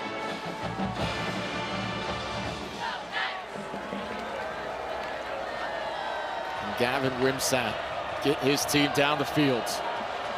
Former Rutgers and Kentucky man. Earning the starting spot.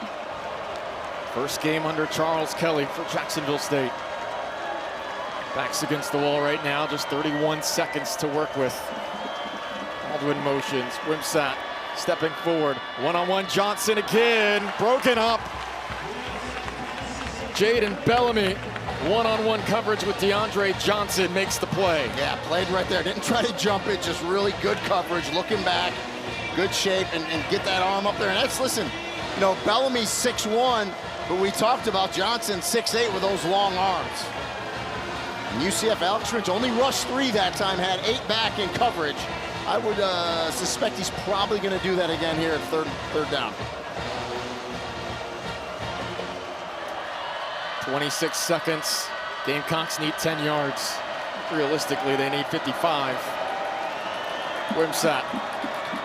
Go near side. That was closer to DB than anybody on his team. Jacksonville State's down their last life. Yeah, just a little confusion there. Wimsatt had 2 receivers, kind of threw it between the 2 of them, and it goes incomplete. And here's your ball game right here.